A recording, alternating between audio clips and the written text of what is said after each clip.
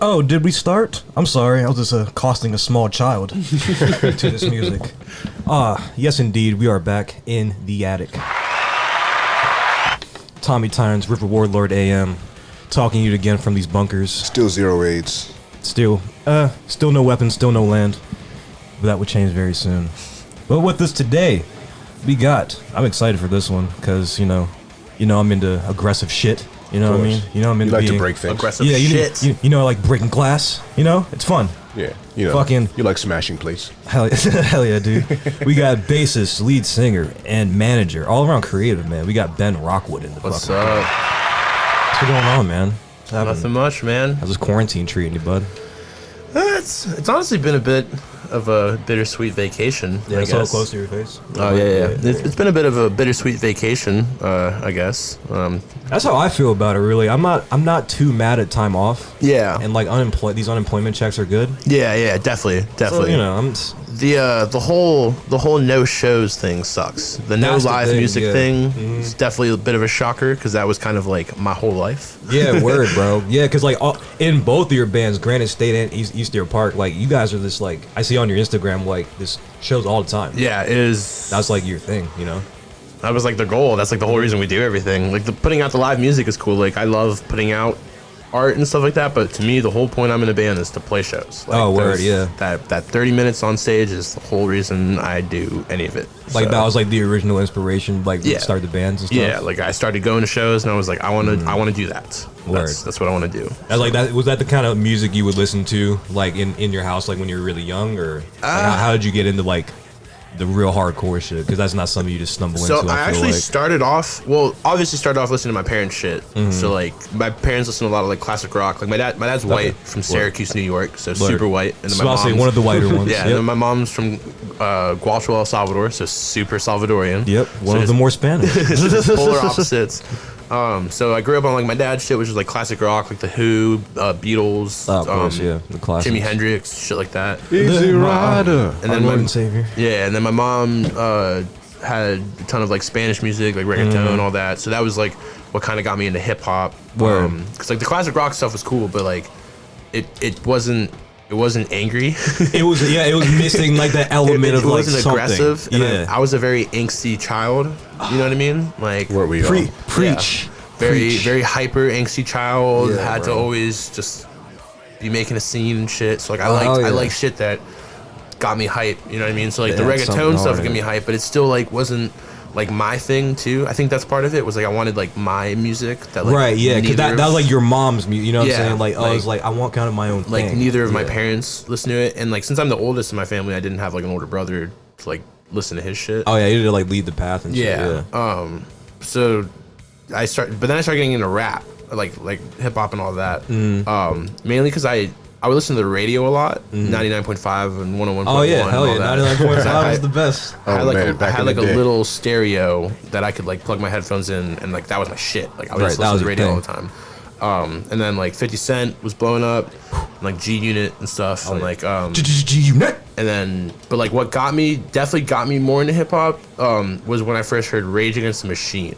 Interesting. Yeah. Because they came, because Expand. I was listening to rock and stuff, obviously, you know what I mean, trying to find like new rock bands, because I was like Yeah. in like I grew up with like a bunch of like when I was a kid, all my friends were white, so I was listening to like all their older brothers' shit, which was all rock. Yeah, And then exactly. started getting exposed to more and more rock. But then again, it still wasn't like my thing, you know what I mean? Like it was still shit that I was like everyone else that was around was listening to. Right. Yeah. And then you haven't like yet brought your Yeah. your thing to the table. Yeah. Yeah. you know? And like it was still like back when the vocals were still like that. So then, but then I heard Rage because of Guitar Hero. Oh hell yeah. Oh, bro. Guitar Hero. Because The amount of music that was discovered through video games Oh, is dude. astonishing. I was yeah. a great singer. Guitar Hero Oh, yeah. is the reason I play bass as well. Dude, yeah, I was so bad at guitar that I had to be good at the singing part. I was like, oh yeah, I'll I sing, can sing guys. on that joint. Oh, yeah. 21 Guns, I murdered that joint. Oh, Fool. I do that right that's now. a great song. Bro. That's a great hook. No, that's I think that was one of the first albums I got. 21st Century Breakdown. That's like Oh, one of the really? first albums I actually like purchased with my own money. That's funny because Green Yeah. Day was one of the first. So this is like how I found out Radio Yeah, Machine yeah. too, because FYE, like that store. So The best. I was The best. I was big for my age, so like they would just sell me CDs because I looked older. Oh, word, So yeah. I would go there and buy CDs and shit, and I bought a Green Day CD, a Who CD, and then I picked up a Rage Against the Machine CD, and I just randomly got a 50 Cent CD, like the Massacre. It was that CD. Word, shit. Okay. I'm about to say a deep 50 Cent cut. Yeah, I respect. All right, I'm gonna just. The dude was just like, oh yeah, you should like check this out, blah blah blah. Yeah, bro. If you like this, you're definitely gonna like this. Because he saw Rage, and he was like, oh, Rage is kind of like rapping. Like you should like check this stuff out. So then I brought all those CDs home, and like Rage was the first like heavier shit too, which kind of led me to the heavier music as well. Right. But it like Rage Against the Machine is literally what got me into heavy music and hip hop. Okay, yeah. 100%. So that was your segue and shit. Yeah. Mine's kind of funny because like I grew up on like you said like my parents' music, except like it was more my dad's music, and we would listen to the radio like in my mom's car. You know what I mean? Because like, you know, my mom's super white, she's from Boston. Okay, yeah. My dad's super black from Virginia, yeah, deep Hampton, Virginia, and like he would just listen to nothing but you know, George Clinton, Funkadelic, Parliament, Ohio players, funky all shit. It was great, yeah, and like in soul and R&B, Luther Vandross, all them. Yeah, you know what I mean? I was like, it was great. So yeah, I just grew up on like real smooth, funky shit. But like, yeah, like you said, I was very, you know, very angsty, very just angry for some reason. And you know it's what I'm saying? weird growing up biracial too, because like you're like, which one am I as a kid? It's definitely very weird in the beginning. Like I would say, like once you're older, you just kind of it just makes sense. Yeah. Because like like it happened very young. I'll go back to the hard music story in a minute, but it happened very early in life where my dad like kind of set me straight. You know what I'm saying? Like I was like kind of like, oh, am I like, what do I do? Like I like, you know, Green Day and shit, but I'm also, you know, I'm darker skinned in the summer. So I was kind of just like, you know, what kind of am I? He's just like, let me tell you something. When a cop pulls you over, what is he gonna see you as? I'm just like, black. Like, there you go. That is funny because that's exactly what solidified it for me too. Yep. I was like, exactly. I was like, wait, wise words. I was like, hey man, I guess I can't see you guys going to Warped Tour anymore. But yeah, no, Warped Tour was fun though. I went to that. Oh, but yeah. No, but the hardcore. I got into like hard music because I was watching the SpongeBob movie. And it was the bar scene where that one cuz like stole their car, and the music playing in the background was a song written by Motorhead. Holy shit! It was Motorhead playing a song in the bar, and it was like a song they wrote for the movie. It was called "You Better Swim" or "Just Swim." I didn't know that was Motorhead. It was Motorhead. Yeah, it was Lemmy and Motorhead, bro. It was like, that is crazy. I was like, I was listening to like, it was you know, they walk up to the bar, and they look in, and it was Durner. I was like that bluesy riff and shit. That's just bass tone and everything. Like, yeah, that makes sense. I was like, oh, what is this? And I got the CD, and it said Motorhead. I looked at it, I was like, oh man, and that kind of just changed my life. Yeah. Bro, it was amazing. Damn, I didn't even realize that was Motorhead. Yeah, it was a lot of weird like credits on that movie, like Scarlett Johansson's the mermaid and shit. Oh yeah. What movie is this? The first SpongeBob movie. Scarlett Johansson? Yeah, she was the mermaid. Like, dude, the soundtrack is dope. Like, Ween's on it, Wilco's on it. It's like, yeah, there's a bunch of like good artists on it. It's great, a lot of good bands. Heavier music for me came from like a lot of it was like a combination of neighborhood friends and then stuff I would hear on WWE promos. Yep. You get those, you type those into YouTube, and then YouTube would recommend you other shit. And then and then from there you select the band. So for me it was a lot of Avenged Sevenfold, some Disturbed. Disturbed was definitely one of the first like heavy bands. Yeah. What's Do you remember Skillet? Skillet, yeah. Skillet was hard, yeah. I'm trying to think. System of a Down. Oh, you know. Mesmerize and Hypnotize. System of a Down, the next trip after that Rage Against the Machine shit, me and my brother Eric went. And he got the Mesmerize one, and I got Hypnotized. It was like this 2-part CD they put out, and that was my exposure to them. And they're... And it was it from there. That's kind of fun. That's kind of funny. Like 50 Cent and Rage Against the Machine. Yeah, that's a great combo. That's who made me. Yeah, dude.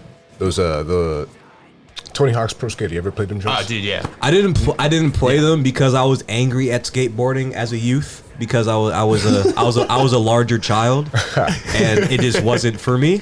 You're a little fat boy. I feel that. Dude, I was a fat. I was a fat boy. I was a fat boy too. I didn't skate for that reason as well. Yeah, it sucked. I hate it because like I wasn't I was too nervous to go up to like the skater kids and be like, oh, you know, like, and learn about skating. Where do you get your skateboards? And all that shit. So I was like, I would get like Toys R Us fucking skateboards, and they'll be like, oh, it's only like 80 to 120 pounds, and I was like 120 pounds when I was like 10. I biked. I would bring a little bike to those places. I was terrible at it. I would wreck my stuff, but nah, I was like, let me just stay home. Let me just stay home. And be what were you saying about it? Though? Yeah. What are you about to say? Nah, that soundtrack, right? Mm-hmm.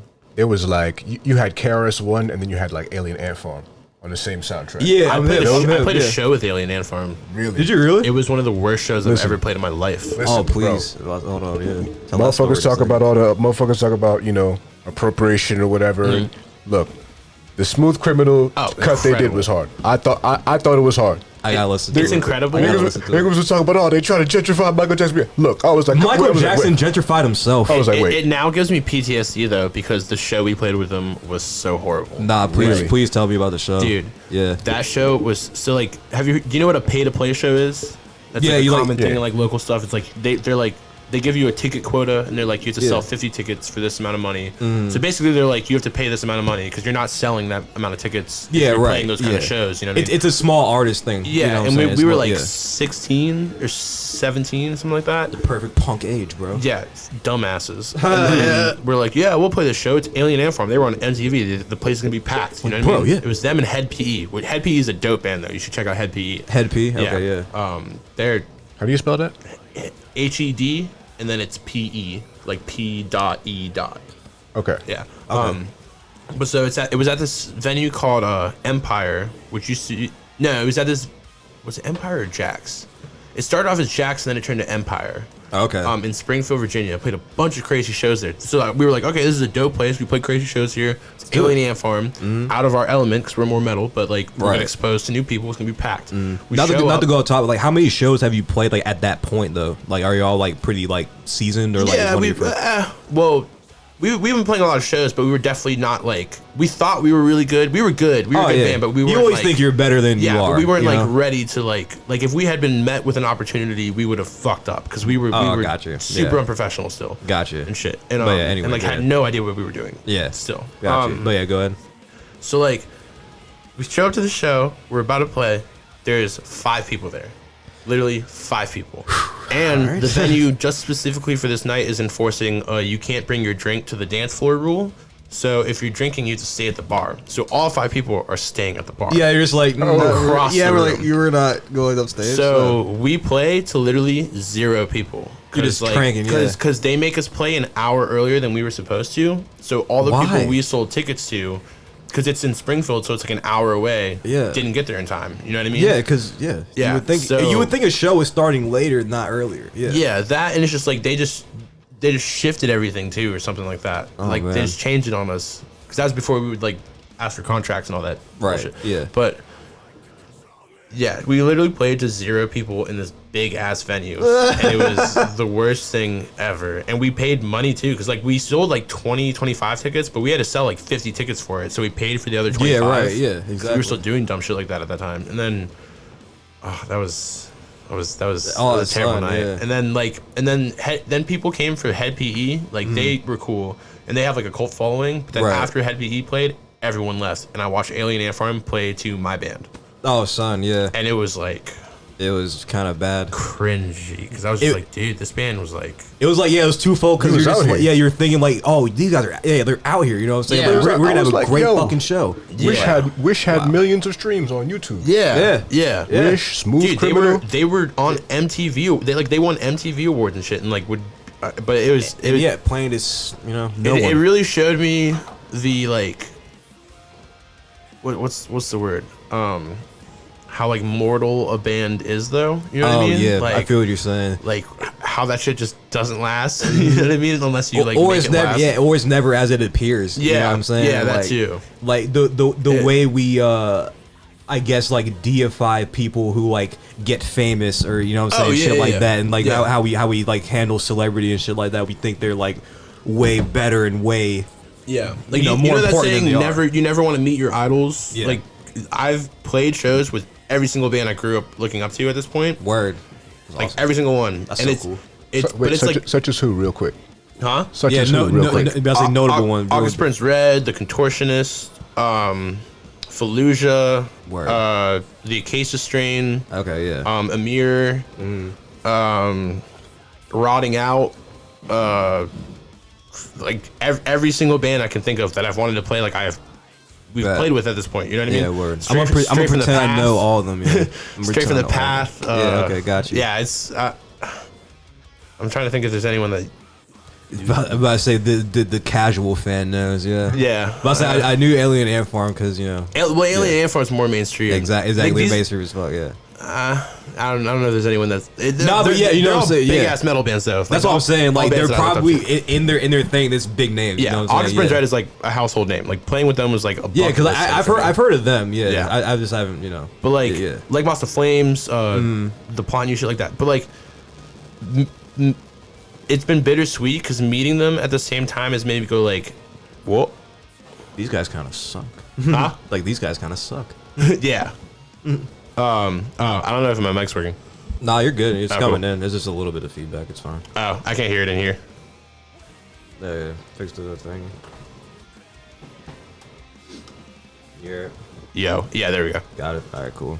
It's one. It's one of the adapters. You gotta get a new one. That should be happening. Yeah, dude. But yeah, it showed how mortal and like normal all these people are. You know what I mean? Which kind of like changed my whole attitude whenever I do the hip hop stuff too. Because it's just these people are not. Yeah, because I was gonna ask you like, because how do you kind of handle? Because like for those who don't know, you also manage Brown Man, who's a hip hop artist. Like, how do you really handle being in like a really hardcore sect of like rock and roll, and you know, so also being in hip hop as well, you know what I'm saying? Like, do they intersect, do you think, a lot? Or I think they do, and like people, that's what trips me out is people like see them as two like completely different things, but it's all music. You know what I mean? Like, like everything is the music industry. Like, basically, it's all one industry. Like, and it all like everyone relies on the same thing for streams, same thing for all that. Like, they all rely on the same stuff. It might be like executed a little bit differently, and like the fan base is differently, and like the culture like at shows is different, I guess. Yeah, but all like at its core, it's music. It's people going to shows. People, especially now, it's become more similar because people go to hip hop stuff now. I feel like, especially at shows, for that big like 1, 2, 3 jump, like that explosion. You know what I mean? Yeah. And like that's what people go to metal shows for, is that breakdown, that part where it's like 1, 2, 3, go, dun dun dun dun dun dun. Right, and start moshing and shit. Yeah. I definitely think hip hop has taken more of a punk rock mindset. Oh, for sure. Definitely in the last few years. I definitely talked about that at length, and I love it. You know what I'm saying? Like, especially with that whole Florida movement when like X and Puya and all of them came up. I'm about to say, not an X fan. That's also been documented. Well documented. But like that whole movement though was still crazy because like they came up doing like DIY shows and punk rock shit where they were making man, Anderson .Paak as well. Yeah, definitely. Because that's what basically like the SoundCloud generation, like quote unquote, like from like that 14 or 15 to like 2018 to 19 era. You know what I'm saying? Like that's just punk. You know what I'm saying? It was just like kind of this like the natural evolution of hip hop. It kind of evolved like rock. It became way more DIY. Like people they were just doing it themselves type shit. You can make a great album sitting in your room. Yeah, you know what I'm saying? It's like that just became like the thing. You know what I mean? And which is like what's so cool to me about like especially hardcore and all that stuff is like that shit's just friends making cool riffs with their friends. You know what I mean? They're like, oh, that rocks. Like people would mosh to that. Right? Exactly. Let's do it. You like, know what I mean? And like. It's a combination to get it together. It's like the camaraderie part of it is really fun. It's just like, oh, bro has a guitar, yo has a bass. We can just jam out and we can jam out at so and so's house and like just have a good time. Yeah, and that's like the genesis of like the whole genre. And like, you know what I mean? And people will mosh to you. Like if they don't know you, they'll still mosh to you, which I like. And like that's kind of sort of what hip hop is, but like not at the same time. I was gonna say because like what I noticed is like, or like you can correct me if I'm wrong, is like the hardcore and more like rock scene for whatever reason is a little more accepting than like the hip hop scene. Because like just from my point of view, I would see like going to a hip hop show. You know, motherfuckers are just too cool and shit. Like they won't like. There's a lot of that in hardcore too. Where it's like is that kind of snobbery in hardcore too. I thought it would never like sort of pierce the veil in that way. I thought that most shows that if you're playing heavier music, I would expect people to at least come off the wall for that. That's affected hardcore. It's hit or miss. There's a lot of like clout shit and clicks and hardcore and stuff too. It's like like if your band is not accepted, like people will like not mosh your shit also. Like and it's also opened my eyes to hip hop stuff because I don't think it's as black and white in either genre. Like, you can still earn or like get people to fuck with your shit, even if like you don't have the clout or whatever. But it's definitely easier to get people to come. Like, Granite State has been going up quicker than EDP was, just because I think I played so long with EDP and met so many people through that, and then all the other people, it's translated over. Yeah, and all the other people like were from other bands that played for a long time too. So we all just like already knew people when we started. You already got a good starting on a good foundation. Exactly, and they were like, "Oh, I'm gonna mosh this because like I know the people." You know what I mean? You're my guy. And then like people see those people that already knew us and are just gonna mosh to us. So they're like, "Oh, it's cool to mosh to them." Yeah, so it's more accepted. Yeah, because that's how it is. That's how it is at the High Life shows. At Raw Acres. Yeah, because like it's when let's say like Nas B or someone, I forgot who else would have who came up with a really good reception. Like they would bring folks out and like they have like you're like, oh, all right, bet it's cool. You know what I'm saying? Fuck with these guys, but like Jaco and Davion went up. It was like. Not as many folks because they're not as well accepted for whatever reason. Yeah, I got you. Is that, and like a lot of people don't want to like that's another thing too, is like those people that lead the pack in those mosh pits or in the crowd are just as important to the music scene. You know what I mean? Like, yeah, because like people are scared to start the pit or like start the like reaction or even just because like you are never gonna see me at a show not moving my head, you know what I mean? Unless they suck. But that's what I'm saying. Unless I don't fuck with them, yeah. Yeah, but like it's like, how are you listening to live music and not moving? Like that shit never makes sense to me. You know what I'm saying? It looks weirder when you don't. Yeah. No, cause like I remember like I had to get over that because I saw it and I was just like, this looks really weird that no one's like cranking this shit. So I was like, let me just get up front.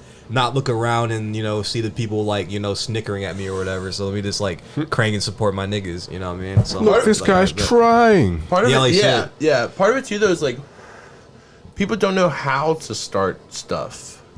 Yeah, because I certainly fucking don't. I start just like, all right, bet, hey, yeah, like people, but like that'll start stuff. Like even like this, like if you're around someone that's doing this, you'll start. You'll look weird not doing it next to him, or sometimes you won't even like, without even realizing it, you'll start bobbing your head, just because like someone's next to you bobbing your head to the music. And just like the crowd mentality. Yeah. And then like everyone will start moving to it too, and like, it's. I think people are still trying to figure out what to do at hip hop concerts too. You know what I mean? Like it's still young. It's still a very young genre. Yeah, especially it's like just the starting whole like to branch out. DIY local aspect of it, where like there's like local hip hop shows, because like hardcore shit and all that has been going on forever. So like hardcore dancing's been happening forever. You know what I'm saying? There's like there's with long black hair. That's fucking crazy. Yeah, like actual hardcore dancing, like mosh, look up Japanese moshing. That shit is like insane. Japanese. Everything Japanese is just a little more hardcore than ours. It's like this. That Japanese shit's been like Russian, a culture for a while, so people like have like templates to go off of at this point. You know what I mean? And like, because they're like there's like different classifications of moshing at this point. Okay, so it's like a different. Like I don't know, like the different like levels of like hardcore mosh. Yeah, and there's like certain metal that you push mosh. There's certain metal that you hardcore dance to, like all that stuff too, and like. So like I just think hip hop, oh shit, like he's a little kick, isn't at the point yet where people know what to do locally. Oh yeah, no, they do crazy shit. Fucking little kick. Oh man, this shit's crazy. Did you tell us that story already? What story? The story behind the song. 13 Staples. Yeah, 13 Staples. Yeah. So that story is from we were playing at the Pinch, which closed down, by the way, which sucks because that venue was nice. That venue was dope. It was like a dope due to COVID. Nah, I mean, it just wasn't paying the bills. It was in like a shitty part of DC and like hole in the wall place where you could do whatever you wanted. So like, one of the better places that inevitably closed because you can it was better from the artist standpoint, but I could clearly see why they weren't making money as well. You know what I mean? But like, dude, shows like you could do whatever you wanted there. Like you could smoke blunts right out front, go inside, re-entry, all that stuff. You know what I mean? And like. Mosh, beat the fuck out of each other. Like I like it. It was great, but it closed down. So we were playing the show though, with E-Ray and Guerrilla Biscuits, or no, Guerrilla Warfare, not Guerrilla Biscuits. E-Ray, Guerrilla Warfare, and a couple other bands. And then my bass player, who's Fonzie, insane, Shout out on Fonzie. stage, does a bass spin. So he like throws his bass around him, and this is like a floor venue, so there's no stage. Like we're like level with the crowd, and someone's moshing close to me, so I lean back to dodge his kick, and as I'm leaning back, Fonzie's bass swings down on my head and splits my head open down the middle. Like literally down the middle, like split perfectly. Open. Jesus Christ! And like I think it's someone just punched me or something. So I'm like, oh shit! And it's like right when the song ends and all that stuff too. So I'm like, oh shit! I got knocked. All right, we got like 2 more songs. Blah blah. blah. And then Fonzie comes up and it's like, dude, are you okay? And I'm like, yeah, man. Are you okay? I got knocked. He's like, dude, no, touch your head. And I go like this and look. Covered in blood. Yeah, it was like you know. And I feel like the split in my head. Like I can like feel, and I'm like, oh, there's a hole. There's a hole. So then I look up and I see everyone like waiting to see how to react based on how I react. You know what I mean? Yeah, it's like a baby when you fall. It was packed. It was a packed show. Like because like E-Ray's killing it, and like all the other bands that are playing were killing it. So it was like. Everyone brought people, so it was packed, and it was like a smaller room too, so it felt more packed than it was. Like everyone's looking at me, I'm like, we're gonna keep on playing. Yeah, so, like I'm like adrenaline out. And shit, you don't feel it. It's fine. And then like I don't want my band to freak out too, because I see them and they're like, oh, especially Fonzie, because Fonzie's like, straight edge, so he's just like a ball of anxiety all the time. I love Fonzie, but he's just like always. He's kind of anxious. You know what I mean? So like, we're gonna keep playing. So we play the 2 more songs. I'm just squirting blood everywhere. Like every time I scream, it's like and plus I'm sweating, which is just making blood spill out more and stuff. Yeah, and the sweat's getting in the wound. But people are going crazy because of it. You know what I mean? Like they think it's the coolest thing in the world. It's metal. The whole time I'm going, oh my god, I'm going to pass out while playing. Yeah. Then so Fonzie drives me to the hospital after the 2 songs we finish. Okay. All that shit. There's blood everywhere, and he drives me home. Drives me to the hospital. They make me wait. Like, I get there and there's blood spilling down my face and everything. And I'm like, hey, there's a hole in my head. I'm starting to lose functionality. Go wait in line. And they're like, oh, you can wait in line to fill out this paperwork. And I'm like, dude, I can't see straight. Like, you don't understand. I can't read right now. Like, yeah, bro, you don't understand. And so they're like, okay, well, that's great. You can go wait in line. So I wait in line. Fonzie's waiting at me. And then they give me, like, so then as I'm sitting there, the whole song is about, like, mortality, if that makes sense. Like I was like, oh shit, I really might fucking die. You know what I mean? Like I am human, because this really might be it. I was also just like in a little like reckless bender, if that makes sense. Okay, or just like not looking after myself at that time. Oh yeah, definitely. And shit, and it made me go like, oh fuck, like these shows take a toll. Like going this crazy, like shit can go down. Oh yeah, bro. And it made me like really, really rethink if I wanted it. But then I was like, dude, what am I gonna do without this shit? You know what I mean? So like that's pretty much what the song, because I got 13 staples in my head, and then that's what we named it after. Like the whole song is about like how like fragile everything is. You know what I mean? I got you. Like the first line is everything in this life will rust. Gotcha. So, yeah. No, that's really dope. Yeah, it's like anything that has to do with kind of like that existential kind of crisis everyone kind of goes through at some point. Yeah, I had a big one that night for sure. I was like, I might die. I was like, is this what I want to do? It's like, but what else is there? Yeah. You know what I'm saying? Oh yeah. Like how did you get like linked up with them though? Like Eastdale Park's your first band, right? Yeah, I started Eastdale Park in high school. Right. Okay. Shout out G-Berg. Yeah, G-Berg. Sure, you know, shout out, I guess. And it was weird too, because there was like no one else like even like really listening to metal that G-Berg that I knew like that. I don't know any. Other than like y'all and like a couple other fringe kids. Not a common thing at all. Yeah. You know what I mean? And like we just liked that music, and then I like that music. Because I started listening to heavy stuff and like Slipknot and all, and Suicide Silence, All Shall Perish, stuff like that by then. And then that's more my speed, yeah. They're really popular, so I know that. like the dork I am. and then but like I really, really want, because I started going to shows and stuff, especially like in like 8th grade, 9th grade, the ska scene was huge, which is super random. But like ska, I kind of remember like ska being really popular. Ska was the shit. I do remember like the Dirty Heads. They're like super popping. Do you know a band called Siafu? I've heard of them, yeah. I've heard of them. So my friend up the street, that was their guitarist, and his younger brother was like my childhood friend since 2nd grade, Eric Martinson. Oh, fuck, dude, yeah. His brother Lucas was the guitarist of that band. Oh, and then shit. Austin Litz was the trumpet player. Oh, so fuck. Austin Litz from Victor Litz. I'll say yeah, fucking ska, dude. You know, trumpet. Dude, the trumpet is important. Oh yeah. So, but like, I remember going to ska shows, and they would mosh at ska shows. It was called skanking. But like, oh, they're so weird. I'm so glad I fucking died. It was just like real. It was just fast reggae. That's what ska is. Pretty much. It was just like super fast reggae. Yeah, for those who missed it. Yeah. But I was like, oh, that's cool. Like, it's cool that they're in a band. Yeah. You know what I mean? But then I started going to like heavy shows because the first heavy show I went to like, was, these guys are cool. Oh, dude, I went to go see Magruder Grind. They're from Magruder and they've traveled the world. Word? Like, they were from check them Magruder? out. They have like 45-second long songs and are just heavy as shit. No, that's ignorant, Heavy son. as shit. I fuck with them. Huh? Magruder Grind? Magruder Grind. Yeah, check them out. But I went to go see them play at the St. Stephenson Church in DC, which is like they play in a church. Yeah, and that church is like known for having banger shows and shit. And I met with because I always hung out with older people too. Oh, here they are. So like they brought me to a show, and then I was like, nope, that's what I'm doing. Like that is for sure what I'm doing. Because like watching the heaviness of just like the energy they were putting out and everything, I was like, that's the kind of performance I want to do. You know what I mean? Like that is my shit. So then after that, I was like, I'm gonna start a band. Started learning how to play bass.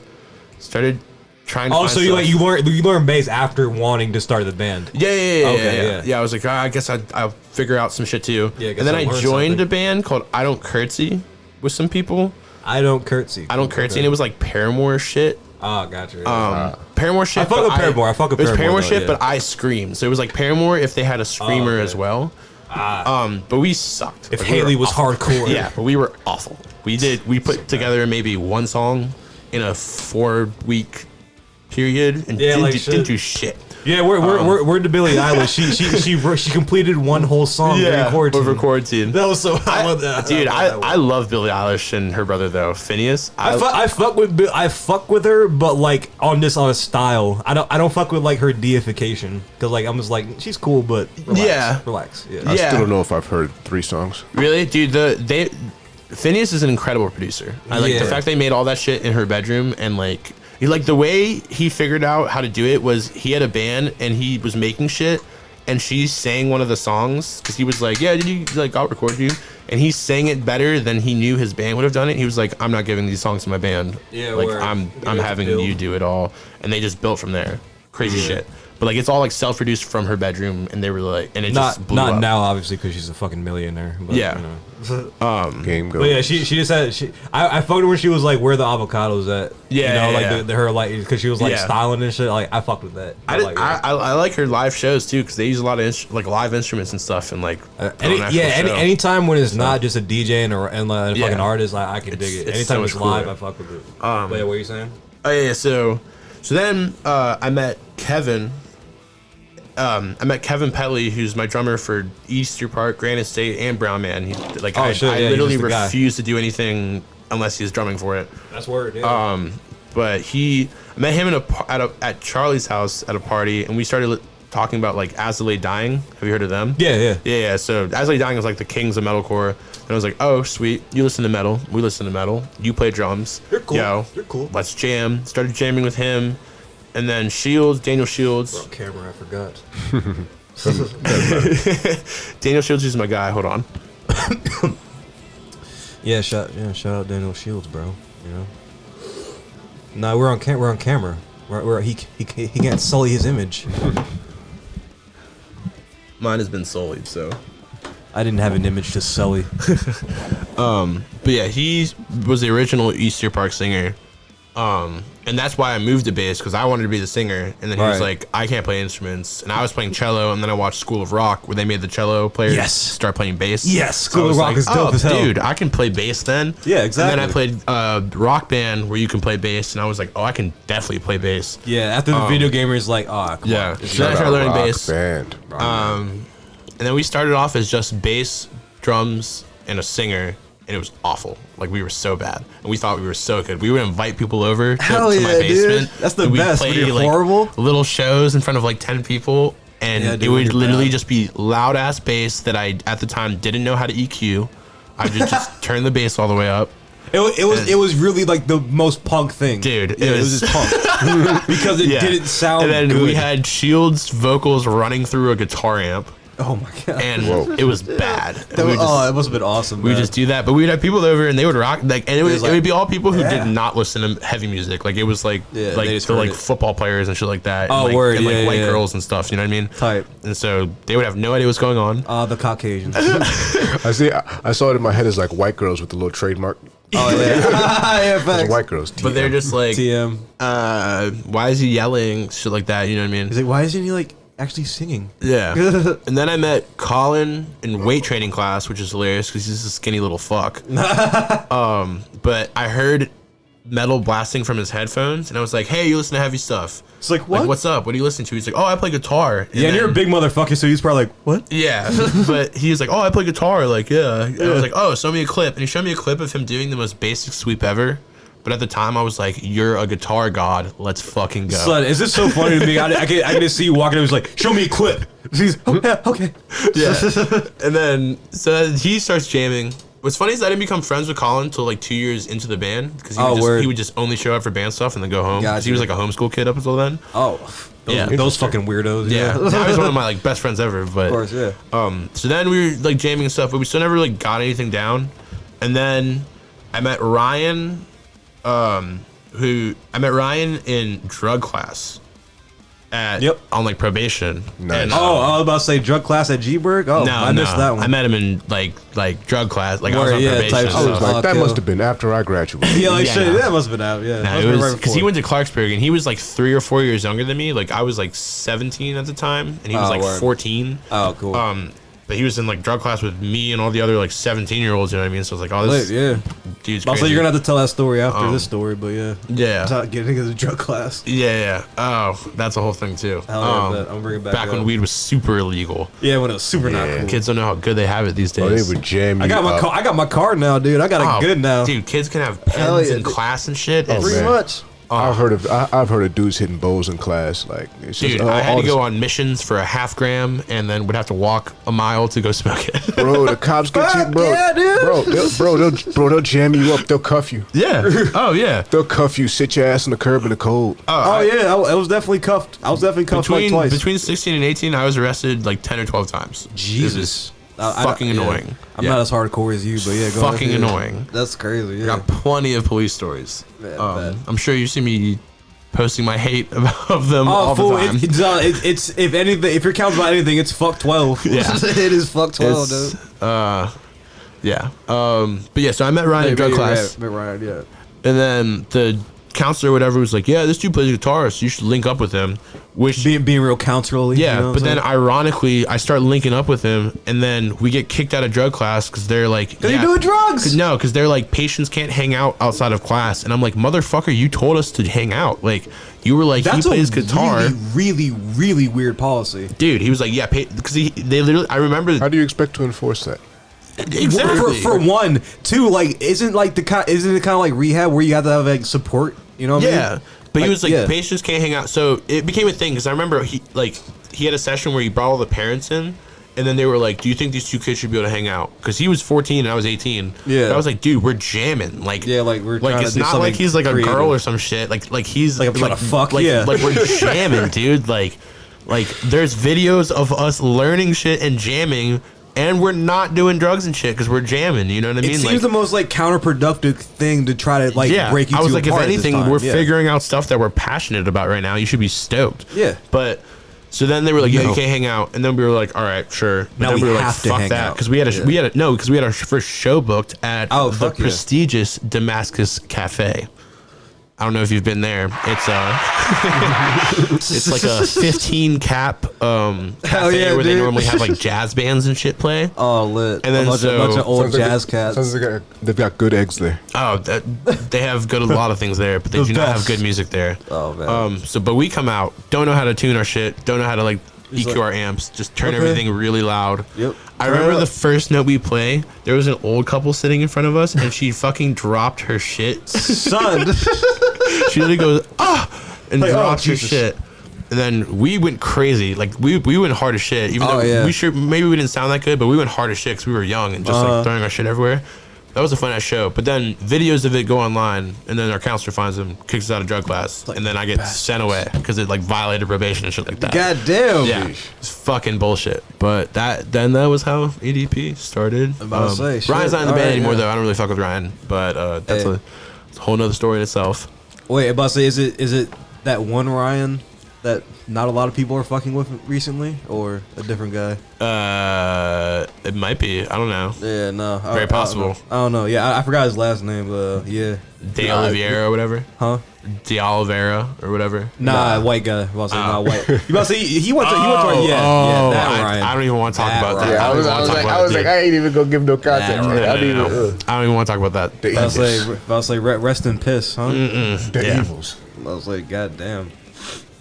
But hell yeah, bro. So like, you're doing like rock music, like really hardcore music at this time. So like, how do you end up getting linked up with like Brown Man and like managing him?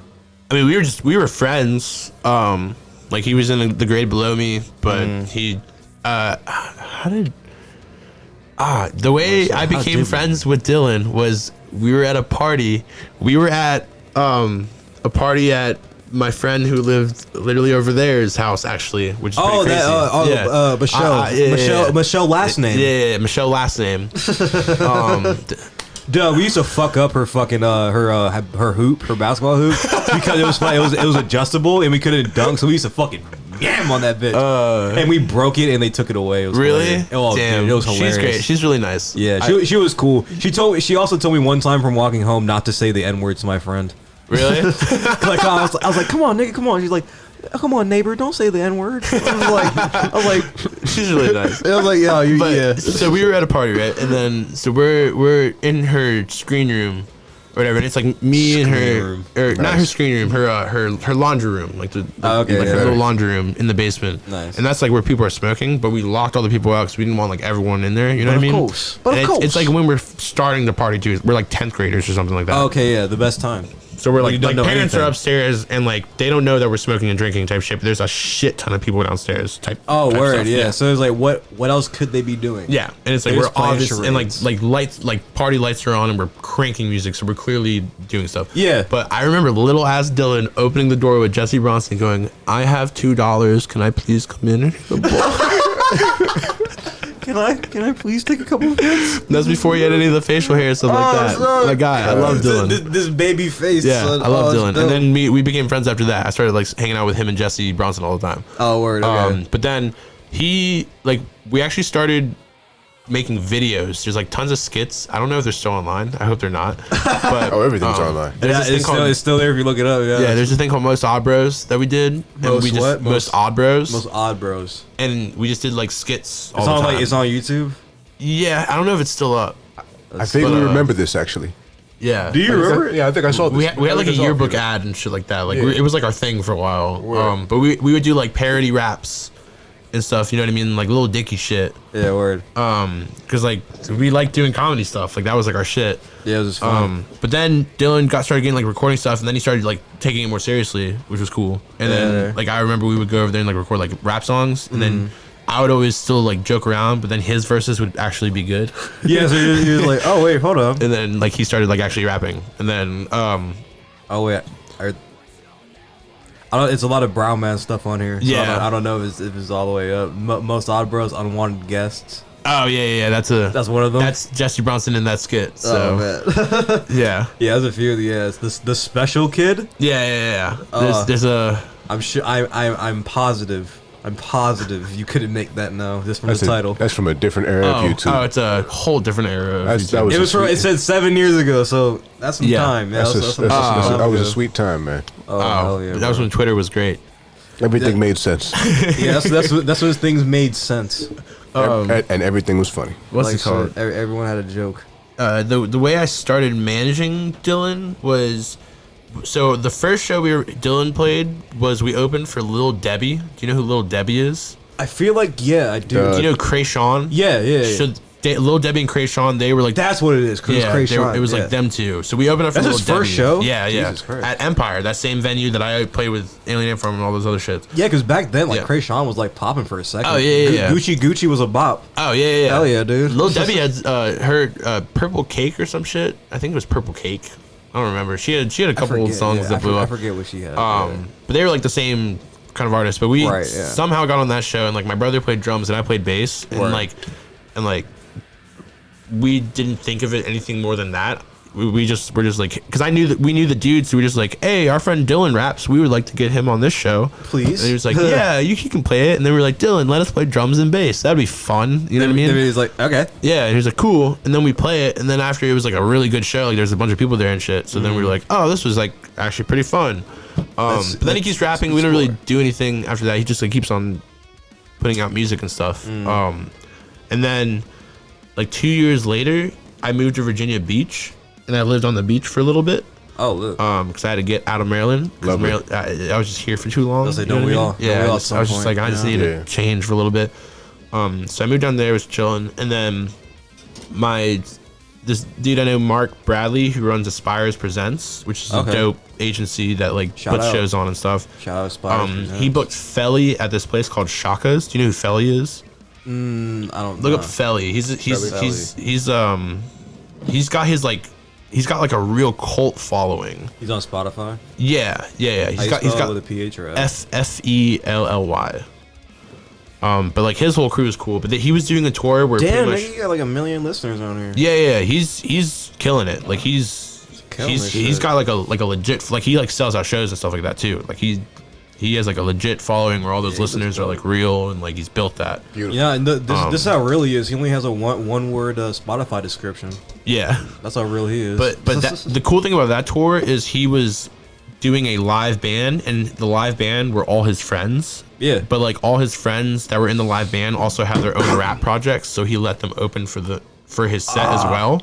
I love seeing shit like that. Yeah, so we met like Peter Sun. You should look up Peter Sun. He's from Richmond, Virginia. He's got dope music. Yeah, we met him. I try to put all like the local cats or like cats that's around here on my playlist, around the way playlist on Spotify. Look it up. Oh, word. But yeah, bro. I like all genres. It's not going to be genre specific. It's just going to be like if you're from the DMV, like I want to put you on there. Yeah, you know what I mean, like yeah. He's from Richmond. I think he goes by Sunny now. It's with a money sign. The S is a money sign.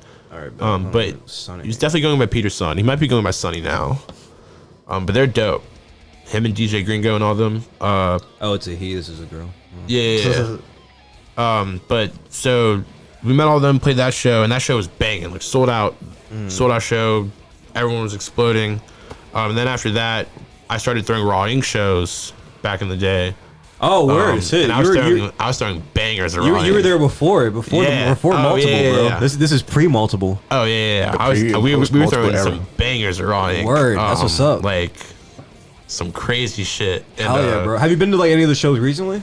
I went on High Life. Every single time you guys had a show was when I had a show. Of course, and I kept telling Davey on that. I would be like, "You guys announce it after I already booked something, so then I can't not book it." You know what I mean? Yeah, god damn it. It would always be when I had a faraway show. Oh man. But yeah, so we were throwing like metal shows, hip hop shows, and all that stuff. But we threw a banger Raw Ink show there, and after that he was like, "Yo, just manage me," because like we're doing stuff, and then I've just been like working with him ever since then. But it definitely started off as like a friendship first and all that. But yeah, the Raw Ink shows back then, dude. What's up? Yeah, because that was I could imagine because we throw bangers now. Yeah, we throw really good ones now. But that was when we were allowed to just be like open with it, because you know how he has to be a little bit more discreet with it and stuff. That's because the fire marshal came and started shutting our shows down. They haven't came, bro, because they haven't came yet, and I'm so baffled of how we have like avoided like any kind of legal problems, because like it's like not as soon as it's 9 o'clock, Pat just like locks the door and we can spark anytime. It's like it's sparking, like be real. Yeah, discreet with the drinking, but like he's like, yeah, there's no drinking, bro. You know what I mean? Whatever. Oh, see, we were not being discreet with the drinking. Oh, like, I mean, I would go into the studio. Was the studio there at the time? The recording studio? Nah, so it was a straight up green room, and then like all that. But we were giving out beer for donations, so we weren't selling beer. We would just buy a shit ton of beer, and then be like, yeah, you can take a beer if you donate $3 for it. That's how you. But that's how That's how they're doing it now. That's how they're trying to do it now, because it's not technically a venue. Yeah, and that's how they get away with it. And then, but then we would just be bringing bottles in there and all that. And of course, because all 3 shows I brought like a full flask and it ended up being empty. And then it would get to a point where people just walk out with blunts and all that. But like we would have the doors open and like people would be coming in. Oh well, yeah, that's the thing. Like you wouldn't have to be there by a certain point. It was just a normal show, which was so sketchy. That's what probably got them to be like, yeah, we gotta lock these doors. You know what I mean? Like, because we started getting shut down. Because I started booking like I started getting like actual tour packages from agencies and like booking like touring acts and stuff like that. And I was like, yo, Bobby, I'm gonna make this big. Like we're about to start making money. But then he was like, well, we have to put in an emergency exit or put in a sprinkler system to do that. And that's what they're still dealing with now. Let's do that. That's what they're still dealing with now. That's why we can't like sell tickets and shit. It blows me. I'm like, yo, let's put in a door. I'll do it. Like, yeah, we can either just figure out how to do it ourselves, or we're gonna all put in to get it done. You know, they just need to put one more emergency exit. That's it. Bobby, if you're listening, that's it. You know what I'm saying, Bobby, if you're listening, Jesus Christ, I'll do it. Yeah, bro, like you can get all of us to just fuck around and do it, bro. It seems like the sprinkler system is the tough part. I guess no, it's either or. Oh. Yeah, the sprinkler system's more. Oh, so you can just fucking break down the wall? So you just have to build a door. Unless I misheard him, from what he broke down to me, they need to build either an emergency exit, or like another emergency exit, or a door. Yeah, because if a fire broke out, we wouldn't be able to funnel everyone out efficiently, which makes sense. Yeah, but like, I get that. Because I thought it was like a bathroom too. Like they had to have like another or a bigger bathroom if they're gonna have like a venue or some shit. I don't know how that works. But like, so I've been to some. But we could just get porta potties, dude. Like it's so it could be so easy. It could be so easy. Yeah, I don't know. Could all be so simple. Because we threw outside shows too, like in the back. We set up this giant like tent thing in the parking lot. But then we would always get beef with that church that's like 2 doors down. Yeah, fuck them. That joint's still there, bro. They would be like, "Oh, I can't have this going on." I was like, "Dude, it's like Tuesday. Just like this isn't even God your wants day." us to do this. Like, yeah, God wants us to do this. Fool. What are you talking about, man? Nah, but like, so what do you think about like the rap scene around here, like in the DMV? You know what I'm saying? Like how does it to you? Like, what do you think like can improve, or like what's really good about it?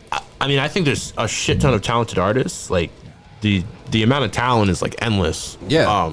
But like I just wish shows on a smaller scale just became a more popular thing. You know what I mean? But then it comes down to like we need more venues, because part of it sucks is that you have to go to Baltimore or DC to go to a show. Most of the time, yeah. Like if you want to make a really quality show, like and then like, but like Silver Spring doesn't have anything local though. You know what I mean? Like you go to Silver Spring to go to the Fillmore, or like.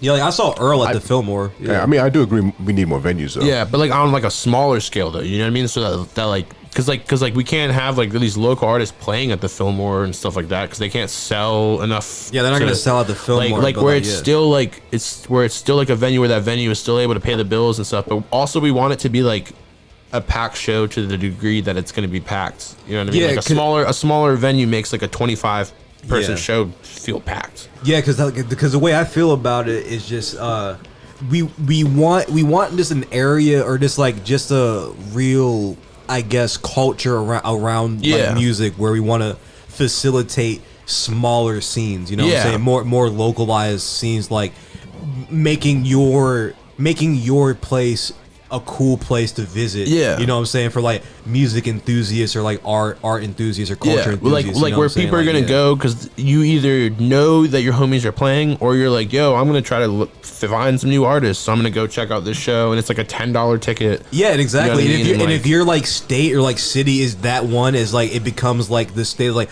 oh well, you know, my home, like I know a bunch of artists there, or like my homies were there at one point. Yeah, you know what I'm saying. And then that helps bring bigger touring acts through too, because like touring acts want to come because they know people are going out to the shows and shit. Yeah, because like performances beget performances, you know what I'm saying? Yeah. Like acts get bigger acts, you know what I'm saying? And like in more acts and more art creates more like infrastructure for the city. And like it's kind of like it's more like not trickle down economics like by any means, but it's kind of like a trickle down effect. Like if you get a popping art scene or a popping whatever scene in your city, like it will get your city will then be like become a more metropolis, like, or you know what I'm saying, like that's like what started happening with the Rawling stuff, is I started booking like touring, like there was 2 KublaCon shows that I booked that sold out. KublaCon was the they're from Texas, they're a hardcore band. Okay, cool. But that, like the same thing could happen for rap. It started happening for metal, where like bigger metal bands started coming, which was giving like these local bands chances to open for bigger bands in their home turf, where they can also bring the people out. You know what I mean? Because like those pay to play shows where you're playing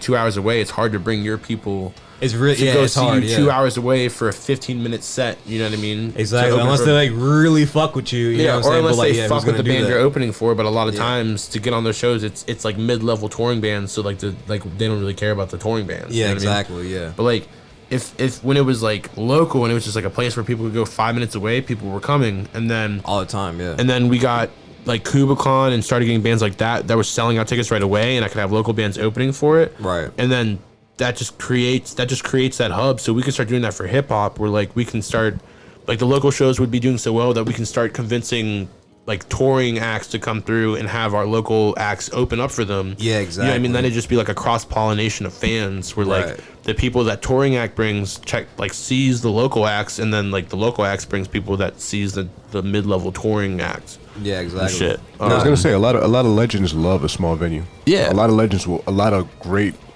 performance acts and artists will pull up randomly at a small venue. Oh Yeah. yeah. And like get it like popping for real. Yeah, it brings them back to when they started music. Like arena artists, especially heavier bands, are always like, damn, I miss the intimate tours, and then they'll like do that as like a special thing where they're like, we're playing for like a nostalgic. we're doing a whole thing, tour playing small venues. Like I watched Terror play the VFW. Look up Terror. Terror is Terror's dope, legendary. Watched them play the VFW like a month ago, and that's like a 70 cap room. They play the Fillmore normally. Yeah, and like it was insane. But like Oh, wow. that's another thing we can do too. It's just like a bunch of like little smaller places. 70 people is a great fucking show if you know how to do it. Oh No, if it's packed out to 70 people and all 70 people come. packed Oh, 70? it was a cap of Greatness. 70 people, but there was 150 people there. Oh, beautiful. hell yeah, bro. So like beautiful. No. it was yeah. But like that I feel like if we could just, the whole Corona thing kind of fucks it up, but I mean, yeah, but like just like when I say all that, it's like ideally like when all this is over, you know what I'm saying? but like because that's what creates those viral clips and shit like that too, is like the footage of those live settings. Like that's what makes you want to like check out any artist, in my opinion. Exactly, because like especially like if you see an artist like doing a lot of different shows, you know what I'm saying? Because like it's like seeing their name everywhere. Yeah. It's like, well, let me just check them out. You know what I'm saying? Yeah, like, I keep seeing them. I keep seeing like clips of them. Yeah, and it would help all the yeah. artists be more consistent, like without any like extra effort, pretty much. But that's my main thing. I just wish there was like I'm trying to figure out a way to just make more smaller shows happen. You know, what I mean? Like efficiently. Because like Songbird, I've been throwing through shows at Songbird, and like those are pretty cool. But it's still all the way in DC as opposed, because I think like right here in Gaithersburg, right is perfect. It's just in the middle. It's perfect, low key. Like it's in the middle of Baltimore and DC, dude. Like it's perfect. Yeah, it's really cherry, man. You know what I mean? Yeah. Like what? So let's build ourselves a fucking door. Huh? So let's build ourselves a fucking door. Yeah, I was talking to JoJo yesterday, and I'm just gonna go back over there again, like when Bobby's over there, and like just a few of us can go, like me, Chino, like like you can come to, like you know, a few people just like be like, bro, like literally we can make this door. You know what I'm saying? Like we can. What do we need to do? You know how you don't have to break bank for anything, bro. Like we want to pay for it. We want to do it. Yeah, you know what I'm saying? Like we can raise money for it too, bro. Like, and it's just like it's not of a concern for him because like Bobby's an old man. You know what I'm saying? Like he's not an old man. He's an older guy, so it's not like a scene is not important to him. As much as it is to us. He was loving the shows when they were happening. Yeah, exactly. Like, you know what I'm saying? Like Bobby's a cool cat. That's the thing. Like, but like it's just that it's not on his like lexicon. Like, oh, I don't want to like create a scene right now. Yeah, you know what I'm saying? Pat's cooler about it. Pat's more about it. You know what I'm saying? Yeah. I don't know if you ever met him and shit. Pat, I know Bobby and Matt. Yeah, but I was like, Pat was pretty new. He came in like a couple years ago. Yeah, I know Bobby and Matt. Matt did all my shit. All this shit. Yeah, I need to get more tats. Davion did mine, and I want to get one covered up. What did you do? Stick and poke? Nah, he had a really Oh, he had a gun. He had a really iffy gun. Ah, you know what I mean? Those are great. You know, when he had to, you know, sometimes, you know what I mean? But fuck. No, but it's dope. It's dope. I fuck with it. But no, I was gonna ask like what, because you do like so many shows and you book a lot of shows. Like what's like the process of like getting a show booked? You know what I'm saying? Just for like those who are listening and want to end up doing it after Corona and shit. when is the perfect time? The perfect time to do it, by the way, right after Rona. You know what I'm saying? When we're allowed out to book shows. Well, I think the bittersweet thing about the Rona is that smaller shows are going to come back before bigger shows come back. Mm-hmm. You know what I mean? Like those national shows with those huge gatherings are going to be allowed back way later than these smaller shows. And people are going to be fiending to go to shows, especially people that are used to going to shows. Yeah, exactly. So I think that's going to definitely play in like local acts' favors, like in local venues like Songbird or like Milk Boy closed down, which sucks. Yeah, High Life, Ryan. Yeah, but like Ryan could take advantage of it, and we could start throwing these little because people want to go do shit, especially when the nicer weather comes back, dude. Yeah. Like people are not gonna be able to stay inside. I've been outside the last like 3 days just because it's been warm, like just in my backyard and shit. Yeah. You know I've been sitting in my front yard the last 3 days, but like people are like going to be itching for shows. Oh, of course, bro. And the smaller stuff is gonna be allowed before the bigger stuff. So I think that'll be, like way bigger. What was the original question? No, what was the question? Fuck. No, I was saying, what was the question? That's a good title too. Flying dog. Yeah, that's got to be the title of the. Oh the yeah, episode. booking shows. No, but like booking shows. Yeah, booking shows. But like, I mean, for EDP, it's like you can just look up booking agencies, and they usually throw. Like if you want to do pay to play shows, which I don't suggest unless you can like actually bring people at this point, like covering for the tickets is not worth it. Nah. So if you're doing a pay to play show, make sure you actually have that pool and can meet at least 75%. Yeah, make sure you're not gonna just break even. Yeah, that doesn't sound like a good move. Because it's like a 15-minute set opening up for a band that is not going to check you out. Like I can promise you, they're going to stay on their tour bus and not give a fuck about you, do their thing, and not know that you opened for them. Yeah, you gotta be really dope. But like for local shows, you can just literally look up on Facebook and stuff like that, booking agencies, like local booking agencies, and they'll post shows that they need acts for. And then just be like, hey, I want to hop on this show. It's way easier than it sounds, but it's easier than it sounds. Yeah, it's just you just email them. Yeah, because it sounds so easy. It seems a lot easier than I make it out to be. My album's like, oh well, you gotta know us. Like I know somebody who like runs a venue. Yeah, you know but like the way you find those people is you just hop on. You have to. Like accept that you're gonna open and play first and build it. Yeah. You know you're gonna have some shit spots at some point. But be like, yo, I'd love to like open it. I'd love to like be the opening act. Blah blah blah blah blah. And then you just kind of build those relationships with people. Like you build those relationships with promoters. Like doing all the shitty time slots and stuff. And then if you kill it, people. If you're naturally, plus you have to be good. Like if you're good at the very end of the day, if you do a good job and like you put on a good show. People will notice, especially if you're consistently opening for stuff, and they'll be like, hey, I can put them later. Yeah, hell yeah. And then plus they'll start to do that. They'll just like, you've been doing these opening things, that they'll start to hook it up, because that's what started happening with us, is like, we started going, like, especially when we used to play the Fire Hall all the time.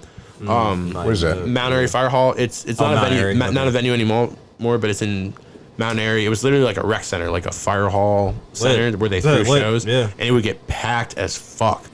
And all local bands. That was like it was all local bands, but it'd be packed. But we went from like playing first every single time to we started playing third, and then he started putting us like fifth to where he started putting us before the like touring bands. You know what I mean? And like that's just pretty much what you have to do is just be savvy of like looking for things. You can also find websites to utilize it, like Indie on the Move, other websites like that, and like Indie on the Move. Yeah, find promoters and be like, hey, I want to hop on this show, or look up venue concerts and be like, that's a show I would like to open up for, and then just find emails, dude. And like be formal in your email if you know how to do an email, like an adult. And like one of those things, like bro, like you don't even have to be like. You don't even have to know to be formal. Like there's like apps and websites. Yeah, exactly. That can do templates for you, and then just have like a couple links to like your strongest songs, and be like, hey, I think I'm dope. I think I would be able to fit as an opener for this act because of this, and then here are these songs, and then.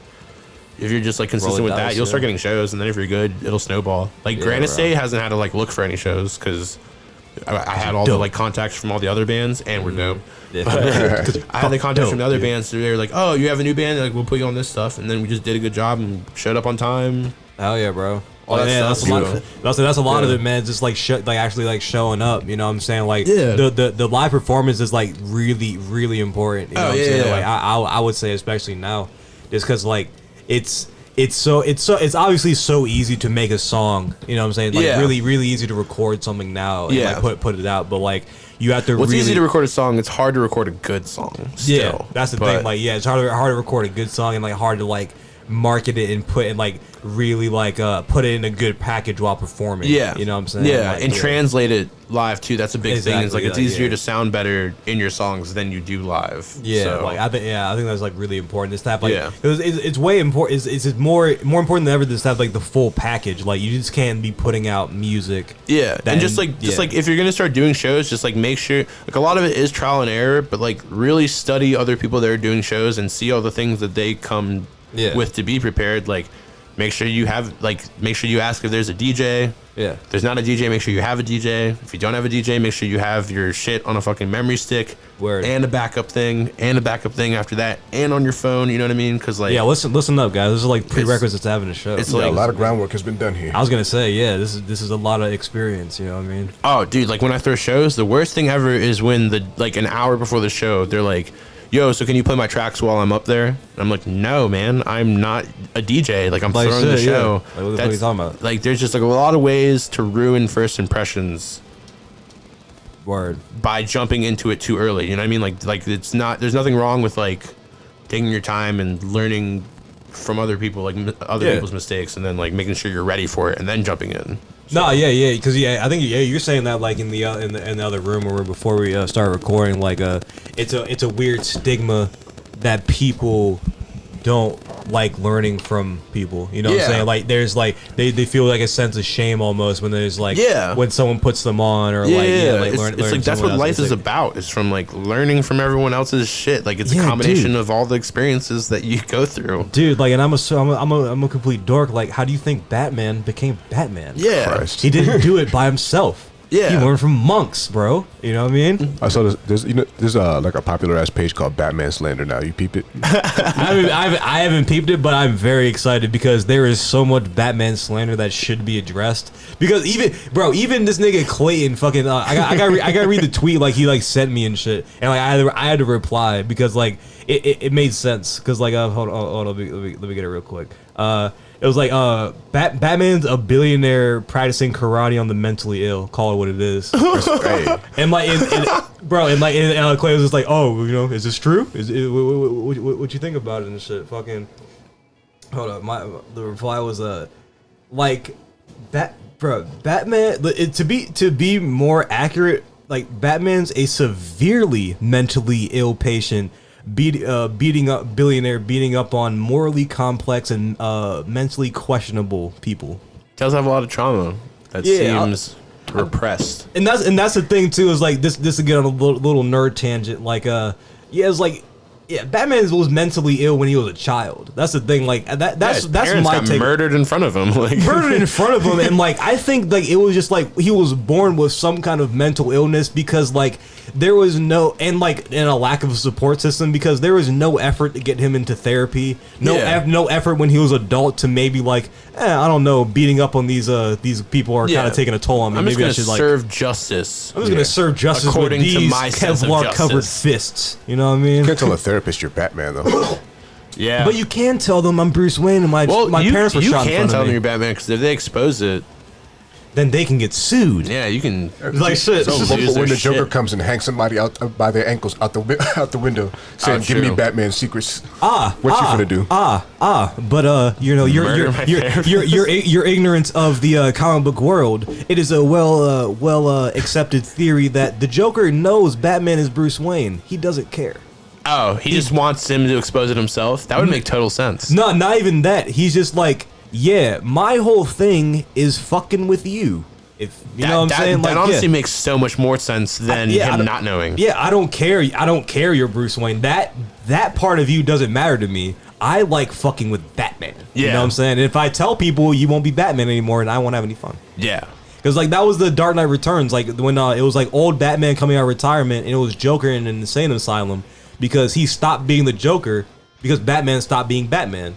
And then he saw a news thing when Batman came back, and he was just like, I guess I gotta be Joker again. Oh, true, dude. Yeah, dude. It's a great movie. Eyes. Yeah, dude. It's a great movie. It's a great comic book. Frank Miller, The Dark Knight Returns. It's fantastic, dude. It's a masterpiece. Like most comic books, but you're not into it because you're not into really good literature. Oh man. You're into, black shit. You're into liberation and whatnot. You know what I mean? Politics. Politics. You're not into children's cartoons. Warfare. Huh. I think you need a healthy combo of the two. Nah, if you're not into some kind of comic book or anime, I can't trust you. I had comic books, but not like superhero comics. I had I had a lot of British shit. Yeah. Are you British? No, but No, you're a coward. No, but my family's from Sierra Leone, and there's like a lot of British connection there because of the whole thing. A lot of takeover. Oh man, this guy over here. Right? But yeah, I had like Marmaduke and shit. I had shit, old, Marmaduke. Oh, so you're into the comics. Do you like Garfield? I had a little bit of Garfield. Like the my newspaper guy. comics. I was a big newspaper comics guy. Dude, yeah, Garfield's my guy. Yeah, Dennis the Menace and Gnasher. Calvin and Hobbes. Yeah, that was Calvin, my shit. Yeah, that was my shit. Son, I learned like mad like. It's not nihilist philosophy, but it's like damn near from Calvin and Hobbes. Like Calvin didn't give a fuck. Honestly, you wouldn't be too off calling it nihilist Peanuts? philosophy, but Yeah, bro. Like, Calvin didn't give one fuck, and his parents didn't either. Right? His parents were boomers. There's like that shit definitely contributed to a large portion of my cynicism. Like those comics and stuff, all the underlying just like I can't take anything jokes. serious. Yeah, I can't take anything serious, bro. Like, yeah, it was like, oh well, that kind of sucks. He was like, no, it doesn't. People like it. He's like, nah. yeah. Like then he would break it down in perfect words. This is why it's stupid, and this is why you're stupid for liking it. And then you would read it, and you wouldn't really get it. But you're like, but then you think of that shit later, and you're just like, whoa. I do hate shit. It's the same thing like Family Guy. I mean like 10 years later, you're just like, whoa. I do think that way. It did shape my brain. It's the same way like Family Guy. Like we were just watching Family Guy, just like it shaped a lot of my like. A lot of my cynicism because it's like that's all they do is just make fun of shit people like. You know? What I mean? South Park too. Oh, you see this one drop. I'm a goat. The beautiful save. Yes, sir. The beautiful save plus the reminder, the one drop. Yes, sir. Yeah. Keep you humble. Now it's going. On God. On baby. We got to that point where South Park was like keeping up with the first Trump election. Like, okay. Did you see the season of South Park when they? Can y'all talk about the South Park YP real quick? Yeah. I didn't watch South Park, so yeah, it's perfect. Did you fucking Did you watch the season of South Park where they gentrified South Park when they began that process? I don't know. What season is it? 2021 maybe. The most recent one I watched was maybe the season after Trump first got elected.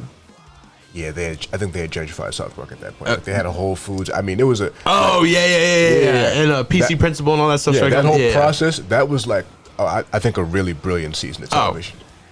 Dude, that show in general, people be hating on it. I don't care. They make it every 6 days, which in its own is just like insanity. Can you imagine that stress? The writing, like the writing, and then can you imagine the animators just waiting for the writers to like be like, okay, this is what we're going with, and I have 2 days to do it. Okay, cool. Okay. I'm not gonna sleep for 2 days. Yeah, and then I have to turn around and do it again. Yeah. That shit. That documentary when they exposed how they make that shit was. Have you seen that? It was like crazy working conditions, right? Yeah, something like that, and they show how it like eventually evolved to just being every 6 days they make it, and all that, and then they show footage of the two creators going to the Oscars tripping acid. Sheesh. Yeah. So have you heard that story? Did they win something? I don't remember. It was like, was it the Oscars or like the Emmys or it was some big award thing. They didn't give a fuck about it. That was like the best part about it is they were like, okay, so they each took acid and went in dresses because it's two dudes and they each went in a dress, and their whole thing was whenever like anyone that was interviewing them brought it up, they had to change the subject. That was like the whole game of it. And then when you're tripping, that's like that much harder. So like, they would be like, so why are you wearing dresses? And you'd be like, yeah, it's a great day out here. Very excited to be here. And like just keep changing the subject, and all those clips are hilarious, dude. You got to check that shit out. I have to see that. It's so fucking funny, and you can like see exactly when the acid starts kicking in, and they're like, oh, I'm out of here. Huh? They went to the Emmys or Grammys. Yeah. It was one of the two. Yeah. Oh, hell yeah. I'm back. Nah, but brilliant season of television. Oh, dude. And like that was their best round of like social commentary. Yeah. It's kind of that was their peak, I think. The PC principal is a genius character. Strong woman is like it's okay. Strong women. No, that's the fucking that's the name of the character. Strong woman. Yeah, strong woman and PC principal. I was like, I'm not as hip to South Park and shit, bro. Dude, watch it. It's I have to. Yeah, I have to. It's great. I have to. Have you seen the show Corporate? I think I've heard of that. Yo, if you're into that kind of comedy, watch Corporate because it's What's it on?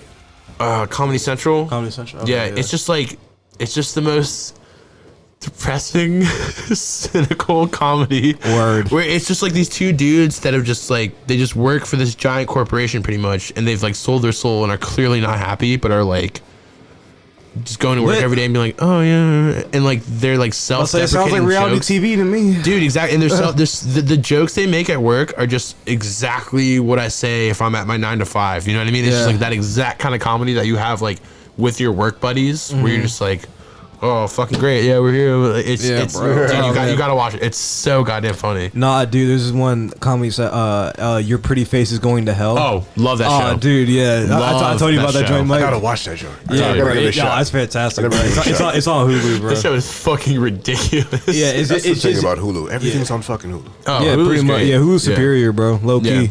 Yeah. I've definitely shifted to Hulu from Netflix more. I've been finding more movies on there too.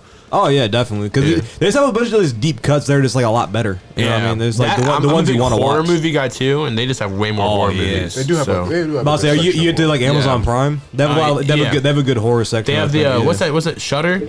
Yeah. Shudder's dope. They have Hereditary on there, right? Or no, that's Hulu too. They got Hulu has Hereditary. Yeah, Hulu has Hereditary. Yeah. They got Parasite on there if you consider that horror. More like a thriller. No, Yeah, it said it was Parasite was like comedy. It's under the comedy section. It was like a dark comedy. Yeah, for sure. I was like, oh, okay, shit. Okay. Suspiria. Have you seen Suspiria? No. Yo, watch Suspiria on Hulu. Okay. Shit will ruin your head. That. Either that or Under the Silver Lake. Oh, okay, yeah. I gotta watch you. Or something like you ever watch Mother? Oh yeah. Mike, you seen Mother, dog? That's a weird fucking movie. I've seen I Am Mother. Nah, it's called It's the one with Jennifer Lawrence in it. Yeah, that movie is just ruin like your life. a whirlwind. Yeah, it picks up so quick. It's just like the beginning of it is just like, is anything gonna fucking happen? And then all of a sudden you're like, yo, I needed to slow down. Yeah, you hit the middle of it and you're just like, it's like, it's literally a whirlwind. Yeah. Same with Suspiria is just like the craziest. It's just like, it's the craziest, just uncomfortable feeling the whole time. We're just like, what? How do these people think of creating these twisted fucking visuals? It's not like gory, but it's fucked up. If that makes sense. Yeah. But, and like even in a sense, like it's more fucked up because it's not gory. Yeah, you know what I'm saying? It's like because this this can really happen. Yeah, and like, it just kind of lets your imagination fill in more of like where it could, and you're just like, oh my god. Yeah, exactly. What is the basic synopsis? Because I'm kind of interested now. Of Suspiria, or is it just one of those like kind of experimental? I'm gonna look up a definition. Yeah, but I'll say the exact synopsis. Like yeah, because they'll just put it into better words than I will. Nah, yeah, dude, like that's kind of like the scariest kind of like horror, like the kind that's just like because like you said like that makes you uncomfortable in a way because you're just like this can happen to me as soon as I walk out. Yeah, you know what I mean? This so it's. A young American dancer, Susie Bannion, arrives in 1970s Berlin to audition for the world-renowned Helena Marcos Dance Company. When she vaults to the role of lead dancer, the woman she replaces breaks down and accuses the company's female directors of witchcraft. Meanwhile, an inquisitive psychotherapist and a member of the troupe uncover dark and sinister secrets as they probe the depths of the studio's hidden underground chambers. Hold on, witchcraft? Read, nigga! Read! Dude, but it's like, it's just like visually, it's every like scene is set up so well, and like it honestly, even that description didn't do it justice in my opinion. It's just word, because the way it uncovers everything, it's still like you still can't decide if it's like you still don't know if it was witchcraft or not. And like that's not even a spoiler because you're gonna watch it and be like, fuck, I don't know. I'm still waiting for like the real next great horror movie. Like the next great horror movie is there's been some good horror movies coming out. Good, but I'm talking about like someone who masters the new level of fear. Because we're kind of done with monsters. Yeah, everyone's just so desensitized to shit. We're even really to an extent done with gory shit. Yeah, like people are. Like, because I'm done with like gory shit scaring me because like you log on to like YouTube or World Stars, a gory like, video pops up on your timeline and you're like, oh, I saw a girl get her head cut off, like the like chopped off, like dude had trouble cutting it off. Yeah, it was crazy. I seen a dude, his head was like peeled back like a melon. Oh, you could just see inside. Yeah. There's one I remember on Twitter. Fuck, like I like froze because it was a dude got caught molesting little girls, and it was like in some foreign countries, so they just let their pit bulls eat his fucking junk. Jesus, fuck. No, wait, I saw a different video. Nah, they were literally holding him down by his legs and arms, and they just let the pit bulls eat his fucking junk live. Oh, like God. on the video. That's what he deserves. But fuck, man. And he was just alive, and I was just like, it was just one of those things where I was like, dude, I do not even want to keep watching this. But I have to. Like, holy. I have to see this, and then I have to watch it again. Fuck yeah. It's like, whenever I see a gory video, I make sure to watch it at least twice. I feel like I'm preparing for the apocalypse. Yeah. Oh, dude, it's a it's kind of a gift to be able to just like handle that shit. Like, hey, if you're not ready to, if it goes down and you're not ready to see that, you will not last. Oh, because my girlfriend is a sweetheart. Like I love her, but she cannot handle like even like intense movies like that. Just, oh my God, and like but that shit kind of like reminds me to still be that way also, you know what I mean? Because I'm like, dude, I am way too just like desensitized to all that shit at this point. It would take like a tremendous amount for me to be like, oh. Yeah, because we had World Star and shit when I was growing up. You could literally type in death and like see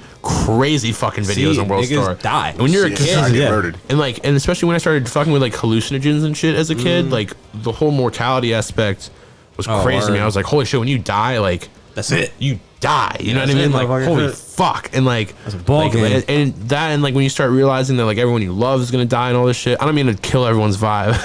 Nah, dude. Yeah, I was about to say. But like when you start, life can't be beautiful. That shit is like crazy when you start like realizing how everything is just like not permanent and all that. And then if you do hallucinogens, you definitely start to think about that stuff. Hell yeah, bro. Because I'm definitely one to do it a lot. But like, I was at my grandpa's funeral pretty recently. Like it was in 2020. Yeah. But like it was like after everything, I was like, I held it together like all the way. I was like, oh, this happens. Yeah. People fucking die. He's old. And like afterward, I was drinking like heavy. Like I drank like basically like 3/4 of a bottle of like Crown Royal and shit. I was like, oh yeah, you know what I'm saying, lit. So I was like, oh man, like. I gotta go like minimum 10 more funerals. Yeah. You know what I'm saying? I was like, yeah. That sucks. Then I started to think about it, I was like, oh man, I got bummed out. I was like, then I started to get bummed out. I was like, it's like an easy spiral to go down. Yeah, it's like, Jesus, man, I gotta go like a bunch of these. I had one of those spirals when this whole Rona shit came out because like I haven't been able to go visit my parents because like they're old and like you don't want to even fuck with them. You know what I mean? Like I don't want to give it to them because like they're old. You know what I'm saying? And like they're in the group. Like you can just give it to them. But like that whole aspect of like all of a sudden not being able to like hug them at will and shit. Yeah. Just like. It really makes you think about all that shit where you're like, holy fuck. Yeah, like this is what it would feel like to like not be able to hug them at will. Right, exactly. This is what it's gonna feel like when they die. Like, shit, you know what I'm saying? Yeah. Like, that shit's been crazy. This is kind of strange. Like, I guess in some way I've like kind of processed and accepted like it's everyone around me is like dead. Yeah. Like in a real more like when you get like into that morbid state when you're like intoxicated, you're just like, all right, well, everyone around me is gonna die at some point. You know what I'm saying? I think once you kind of become more accepting of that, though, it makes it easier to like be happy with life. Yeah, that's when, and also, but that it gets you into like weird discussions with people when you're supposed to be sad in situations and you're really not. You're just like, I accept it. You know it's just like, oh, dude, I'd be having that with my girlfriend all the time. We're like, why aren't you terrified or fucking bawling? You know what I'm saying? It's like I've processed this. You know what I'm saying? I've processed this. There's no money in crying right now. This is a thing, and and then but then it's just like you're not even right in saying that, but you are right. Like technically, they're both right because like you have to still meet them in between. Because like that's fucked up if you're not sensitive to other people as well. To an extent. Exactly. Because that's how I always feel. That's how I feel about it a lot of the time. I'm just like, oh well, it's. I understand that you're going through this and that you feel a certain way about this, but like, and this might be like my inner lack of emotions. I'm just like, but it's like if you're annoying, you're annoying. You know what I mean? Like if you're just, and it's like I would feel that way at work most of the time because you know we work at sport and health and shit, and because it was mostly old people and a lot and. When you hit 59, let's say 58, your life starts getting sad. Yeah. You know what I'm saying? Yeah, and then like, you start talking about it with other people whose life isn't that sad. Yeah. And then you kind of expect those people to react a certain way. Yeah. And when they don't, you think they're a dick. And they just kind of like have accepted that their life is a certain way, and they start to forget that it's only their life that is that certain way because of like things that led up to that. Yeah. And you're just like, yo, that happened to you, but that does not have to happen to me. Like type shit. You're just like, because a lot of the things are just like, I like one lady was just like, I think her husband died or some shit, and she was just like, yeah, you know, it happens to everyone you love will die, and you know what I'm saying, it was like shit like that. Was just like, I mean, yeah, if you get married and do shit like that, you know, then it'll be sad. Yeah, it's just like if you're a nomad like myself, you know what I'm saying. I'm not even thinking about that stuff yet. Like, I'm 20. Yeah, like please stop. That whole thing too of how that whole marriage culture has shifted and all that. I've been having like a bunch of crazy conversations on Facebook about that. Where like people were just like, "Oh, marriages are dead." Like. The old woman is done, and I'm like, dude, the old woman is not done. It's just like they're allowed to leave now, and that's like, it is dope. and that's like, a weird thing. Like it's that's just dope. Yeah, like they get to make a decision and go like, I'm not gonna stand for this anymore, and you know what I'm leave. Yeah. it's kind of the same thinking like of the people who like voted for Trump. They wanted like the America back where they can have a high school diploma and fucking have a nuclear family and a single family home and shit. It's just like white picket fence and all that bullshit. Yeah, it's just like no sir. I miss those days when you can just go to high school and have a good job and then go to college for $200. Yeah, it's just like no, it wasn't better back then. You know what I'm saying? No. Like you had crazy privilege. Yeah. My running theory is that America's biggest export is media, and the media sold you that as the ideal. Oh, dude, The biggest it's export is like media. 4 different networks that own everything. So like, one thing I always thought was wild was like, you know the laws you learn about in school that it was like, you know, you mean the laws, brother? Put Koofy on. So is that what the hat is called? The Koofy? The Koofy, in the meme where he's like, the orange and black. Yeah, it's a Koofy. Yeah, word. But you know those laws you learn about in school, the Stamp Act and the Tea Act and all those things that were like, you know, oh, this is why America came to be. Yeah, that was not the reason. See, those things actually had very little actual economic impact. Yeah. But then the book Common Sense came out by Thomas Paine, and I've read it. Even when you read that, it's like when you read through that, you're like, yeah, we should do this. Yeah, it makes sense. It literally read it, it's like, yeah, it makes sense. It seems like common sense. I don't even know what you're talking about, honestly. What Common Sense? I haven't read it. Yeah, I haven't read it either. But yeah, he essentially lays out why America should like have a revolution. He was like, "Oh, why should a revolution like now? Be like France like at the time." Yeah. Okay. I'm into it. Like I keep saying, like I'll let you finish, but like it's like I'm into it. It's just I'm a person I need to know the lay of the land to be comfortable. You know what I'm saying? I need to know like, all right, are we really going fucking buck wild with this anarchy shit? You know what I'm saying? Revolution shit. I'm into it. I'm getting straps and I'm getting rations and I'm doing a damn thing. Yeah, but if we're being civilized, let me know. You know what I'm saying? I gotta be. It's like that, but we also have to know what we're fighting for. Yeah, don't put your. That's the thing. Like I have to know exactly. So I'm just like, let me not be the ignorant motherfucker just like shooting shit up. You know what I mean? Yeah. Don't put your wasteland leathers on too soon. Yeah, like shit. Yeah, don't put my leather chaps on yet. My assless chaps on yet.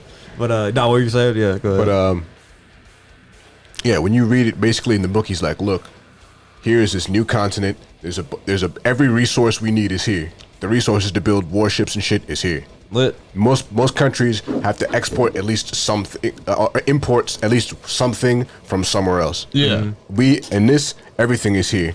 We have the ability to do it. Let's do it. Type shit. Fuck out that talking. Let's do it. Once I saw that, I was like, nah. The biggest export is the media, and the media has sold you the idea of the white picket fence. Yeah. The idea that you could have that. Nah, yeah, and even, So even it's so perfect here. It's so idyllic. Oh, here, all dude, that. I've watched my parents slowly realize that them pushing that was a dead idea. You know what I mean? Like, it was horseshit, like them going like, wow, it is different now. You know what I mean? Like, Because shit, like, my dad times works did like 3 change. jobs still, and he's like 65. But like that's Jesus what he Christ, grew yeah. up doing. You know what I mean? Like he's putting my brother and sister through college, hard worker, great dad, Yeah, all that shit. of course. But it's just like I watched him slowly realize like, oh shit, I'm not gonna retire. Like. word, yeah, it's like that is not the world anymore. Like hard work I doesn't. I didn't adapt to like Yeah. the new world and shit. You know what I'm Yeah, saying? exactly. As well as I should have. Exactly, you know what I mean? and shit. Yeah. Like I stuck to this mindset that hard work will get me. Yeah. That, and it's just like that's just not how it is. And like he to the degree he's right, you know what I mean. Yeah. But like it's not gonna get the results you really want. You have to be way smarter with your hard work now. Like, Of course, yeah, bro. Like it's way more like advantageous for you to be like to work smart and not hard. yeah, you know what I mean. Yeah, Like, not necessarily shortcuts, but like There's a smarter there way are of doing quicker shit, ways yeah. to be more efficient with the work you're putting in. Yeah, that's like just being efficient with your work. You know what Yeah. I'm saying? Like, that's Especially with all the tools we have now, and it's just like that. Yeah, watching that whole thing has been crazy, and I do agree with you about the biggest export is the media as well. It's just like media. the Totally way wrong. our media handles everything is way different than all the other countries handled all the things too. No, because we rely on headlines than information. You Yeah. know what I mean? It's just like Yeah. it's better for a network to sell a story than to like, you know, It's better for the speak network facts, to report yeah. it first than to report it correctly. Yeah, exactly. And yeah. like, Boom, exactly, it's yeah. crazy. Yeah. The most important thing with them was always the ability to shape thought. Yeah. No, yeah, like I want to bring up something like you said before, bro. Like I wonder if it would apply to news. You know what I'm saying? Because you said like, you know, when we're approaching like more of like a time in like entertainment and media where the really bad things are going to get worse. You know what I'm saying? Like the Yeah. really bad art is going to get worse because it's going. You know what I'm saying? Like the pop shit. You know what I mean? Yeah. It's going to get much worse. Yeah. But the bright stars and like the really like the good shit we consider good is only going to get better. You know what I'm saying? So like maybe do you think like that would apply to like news? You know what I'm saying? Like or like a news media like outlet like somewhere where they just report just straight information, the thing that happened, no opinion. Is going to get more? Is it going to get better and with more nuance, or do you think it's going to kind of? I don't know, because it's just like The only or like just the media in general. it's kinda just get so better or worse. oversaturated with different places you can find information too. To where like you can go on the internet and prove any argument right.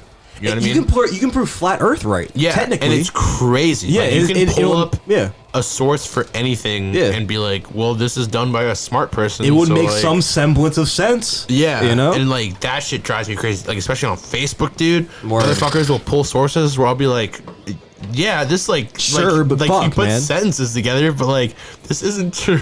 Yeah, but like it doesn't Oh doesn't my make God. sense. You know what I'm saying? You're being Yeah. so selective with your information. yeah, you know what I'm saying? and that Like, shit, yeah. and like the whole like echo chamber aspect too, where like you can like, block anything that you don't like. dude, it's crazy. I and do you that. can Though. like just I do that. yeah, Though. you know. You know, I do that. But I mean, honestly, everyone does that. I'd be doing that too. Why would, Yeah, you, type why shit, would you but- not curate your shit? But it's also like Yeah. Type shit, but, like, the but other it- effects of that. is this the lack of awareness of it? Just like, oh well, if you block your like the things you just don't like and like curate your shit to that degree, it's just ignorant of you to think that it doesn't exist. You know what I'm saying? That's the problem of it. Yeah. Like if you just block it and like choose to think it doesn't exist or happen, as long or as you're still aware that Yeah, it's exactly. out there. Yeah. I mean, and as long as you still dip into like trying to learn about it every once in a while. Yeah, dip your toe. Dip your toe. Yeah, You know what I because mean? like I muted COVID and all that shit on like social media and all that stuff because it's all I've been fucking seeing. But like do I I see still that shit? check in and like I check on like the actual stats, and that's about it. I don't, Yeah, like, but no, like, none dude, of the fear. it got to a point where it was like all I was thinking about, and I was Yeah. like, "Holy shit, man! This shit is consuming my thoughts." Like, Yeah, it was like it's a- all I'm seeing. Like, Yeah. Oh my god. Because like, bro, because it was kind of funny. Because like, in just like, I don't know if like I've been recorded saying this in the past, but like I like since like I would say like 2016, I would say like I would always say like, yeah, you know what, we need a new plague. Yeah, like, I'm tired of these dude. people. We need some. We need I had dumb that people thought to the die. other day where I was like, yo, we spoke this into existence because we've been saying like, yo, there's too many people, like, bro. We need some shit, bro. all the old like, people need to die so we can take over, shit like that. Like I swear to God, we've been bro, like saying this. I was like, did we do this? We wanted this. Yeah, we wanted this. We Yeah. wanted this. No, like, we asked for this. Life is gonna continue. Like people aren't gonna stop. The sun will rise. The sun will rise tomorrow. Capitalism is going to take first over everything. So like money is going to win, and like shit's gonna keep moving. So I saw a tweet today. A guy said, "I promise you." He said they stole $5 trillion. I promise you, you can go outside now. yeah. Because of all the money that's been pumped in, all the money that's just been printed over it. All He's the like, donations? He's like, yeah, they stole $5 trillion. You can go outside now. I promise. Type shit. No, instead of doing it to the Corona research and the corrupt government, I've been donating to OnlyFans. Oh. Like a real good citizen will. You know what I'm saying? If you got OnlyFans, you got a good discount. I've been trying to let me convince my know. girlfriend to make an Puts fedora OnlyFans. on. Because you're about your bag. I was gonna say. Or so you would be like in all seriousness, you'd be cool with that. Like, Yeah. because a lot of dudes aren't. I don't Why? know why.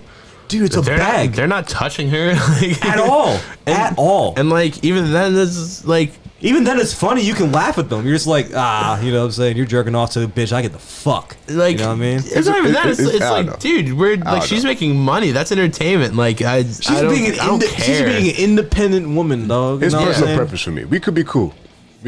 My motto is I could be cool with anybody. If there's a cool person. Honestly, but, like, personal alright, preference, so- I'm like, nah. Plus, I like if obviously I'd be like I'm gonna be the dude in the shit if we're putting the content out. You're gonna so, be like Adam 22. He's like, yeah, you're not gonna fuck other dudes. Yeah, you know what I'm saying? yeah, Like, you're and, gonna like- fuck me and like and other like, chicks. It's not even that because I don't want it to be like a thing of control. You know what I mean? Like Yeah. it'd be a thing of like respect. Like but like That's the thing. it Yeah, just it's, be it's clear, boundary. It's boundaries more than I don't control. want her to do anything that she wouldn't fuck with me doing. You know what I Yeah. mean? So like she That's- wouldn't. that's just she- boundaries, She though. wouldn't want me fucking other chicks, which Yeah. is cool. Like I get that. You know what I mean? So like Exactly. as long as it's Natural. as long as it comes down to where she's not doing anything that she wouldn't want me doing, that's all I give a fuck about. Exactly, honestly. bro. 'Cause, like, As long as y'all both like establish the boundaries you want from the relationship, It's yeah, like it that, should and be all like good. I have a weird perspective on sex where I think sex is sex, and then relationships are everything else, and then like sex is like the bonus of the relationship. If that makes Oh, an sense. adult?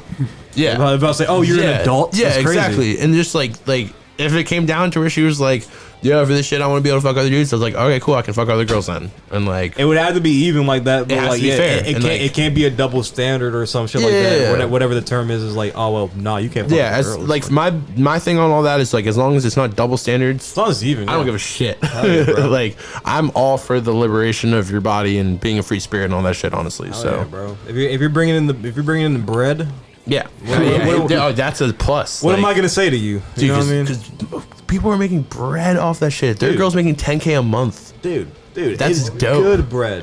Oh no, this Yeah, it's the created. OnlyFans, It's created yeah. some. It's created quite a few thousand days. Dope. Facts, like, bro. Like yeah, because I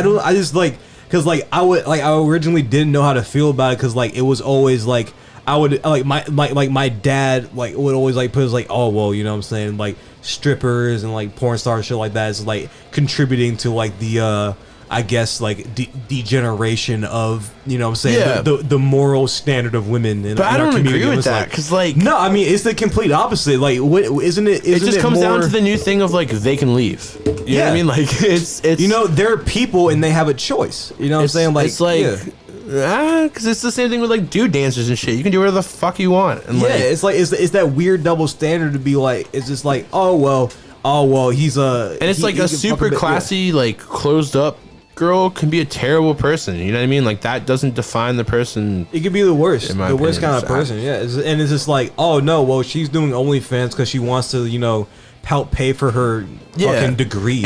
And honestly, what I I mean? think a big thing that helps like those relationships and shit last is if both people have lived their lives and have like oh yeah, done their shit where they've checked off those lists and they're like, oh shit, that's not what I want. You know that's what I where mean? a bunch Like, of the insecurities come from. you know yeah, what I'm yeah. saying? The most It's like, insecure yeah. relationships, in my opinion, are those people that didn't live out their lives, and then they have all those what if questions. Dorks. Yeah, they have those what if questions. They're like, oh, dude, I didn't try this. Like, what? Like, you know what I mean? Yeah, like shit. I never got to fuck a girl with my buddy, so I don't know how I feel about my girl getting fucked by her buddies. Shit like that. It's just like, you know what I mean? But like, yeah, you know, yeah, I don't, yeah, cause yeah, I never like I was never into relationships and shit like that. But never had one that I would say lasted long enough to be called a relationship. But like, yeah, I feel like I'd be pretty open to shit like that. Yeah. See, I used to be the opposite. I used to be like, no, you can't do anything. That, and it's just like because this Hispanic like a lot of parts of Hispanic culture can be super misogynistic and shit. To where like the husband is the husband and the wife is the wife. Man is the man. And I want my fucking sandwich after work. The wife is who takes care of the kids and like, you know what I mean. And I watched my mom like live that out because it was ingrained in her brain. Word. And I watched her treat me and my brother differently than my sister and shit, which is fucked up. Yeah, like, Isabella was in one of my classes. Yeah, don't get me wrong, I love my mom. Yeah, she's so cool. Love my mom. She's a wonderful lady. Yeah, loves people. Doesn't like it's just ingrained in her. It's so like my deep. mom's the kind of person where if I kill an ant, she'll be like, "What did you do? Like, that's a life." You know what I mean? Like shit like that. But like it's also it was just crazy to like learn how ingrained that was in her.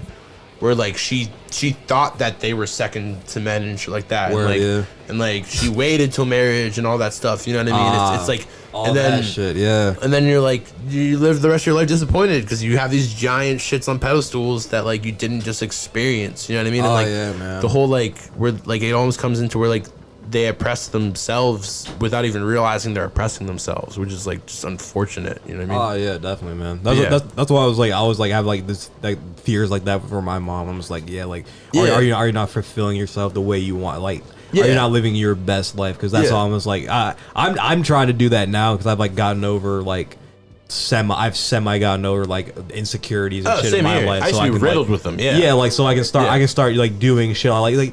In like 3 or 4 years ago, I would have been like, dude, do a podcast. Like, who the fuck wants? The biggest thing is being in the moment. Just like this is the only thing that's real right now. Yeah, right now is like this is the only chance I got, and you know, beer and pot just really help. Oh yeah, you know, for flying dog in heritage. Yeah, heritage cannabis.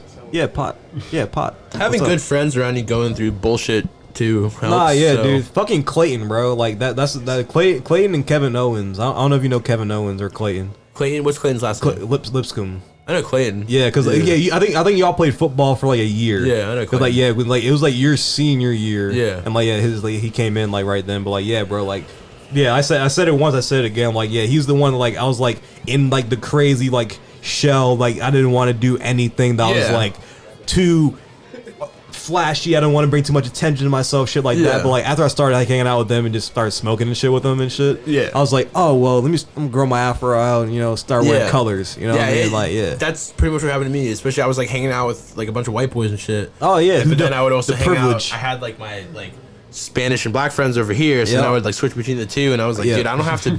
And then the whole thing with like code switching, you know what I'm saying, where I would act different around either one. I was like, dude, I don't have to do this. Like, I can be the same around both groups and just that's the thing. Like my thing was always like I would act way more like white and like rock and anti around my black friends and like same here. That's what I mean. Yeah, hood and shit around my wife. I'm just like, nah. Let me like. I'm not gonna like just not contribute any kind of any kind of personality to you. You know what I'm saying? I was so focused on trying to stick out. Yeah, like exactly. Yeah, you don't know. You're not a superior being. I did the exact same shit where I would be bro. I'm the Spanish as fuck around my white friends, and then like white as shit and show like all my like Spanish friends and shit like metal and stuff, and they'd be like, what the fuck are you playing right now? Dog? Yeah. Like, what the fuck you doing, dog? But then it was and then I realized like, I can just I can just be a person. I can just be a guy. You know what I mean? Be this. Yeah. So now, like because like now obviously it's just like I'm just this most of the time. You know what I mean? Like maybe I don't cuss as much around people, but like that's about it. You know what I mean? Like that's the extent of me like filtering myself. Yeah. You know what I mean? You just kind of learn to just be you. Yeah, bro. You know what I'm saying? At the end crazy of shit. The day, at the end of the day, that's what it's supposed to be.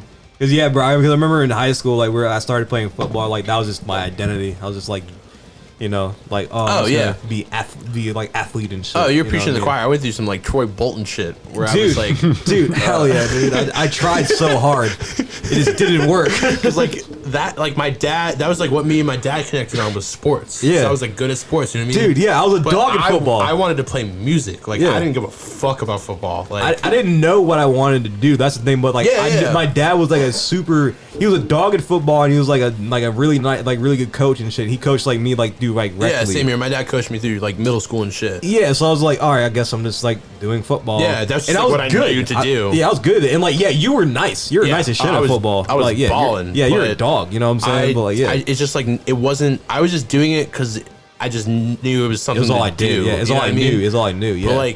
But it wasn't. I wasn't like, and I would be passionate during the games, but I hated practice. I hated most of it because I was like, I would get crazy anxiety because I was like, yo, if I don't do well, I won't be liked. You know what I'm saying? Like, no one fucking likes me. Like, fuck. And like the injuries and shit too. And like, dude, my knees just fucked. Destroying my body. Oh, yeah, my knees fucked. My body is fucked. So I've had so many concussions from football. Oh, dude. Like the reason my voice is kind of slurred is literally from concussions. Like, dude, I slur words. No, it was a like well-known thing because my dad was my coach and he's like a super old school football guy. Yeah. Just like, yeah, like when I'd be like, oh, I'm like, my head kind of hurts. I'm seeing like stars or whatever. I wouldn't even bring that up. Yeah, like I would say like, oh, I'm like seeing stars. He's like, oh, you got your bell rung. You be all right. Yeah, just shake it off. Sit out for a play. Go back in. Spray some water on your face. Yeah, I'm just like, oh, okay. And I was like, oh, getting your bell rung thing, concussion. Yeah. Okay, I was like, that's brain damage. I've had probably like 6. I've had like one was like so bad. I was like, I was like, my head hurts. It got to a point, it got to a point where I was like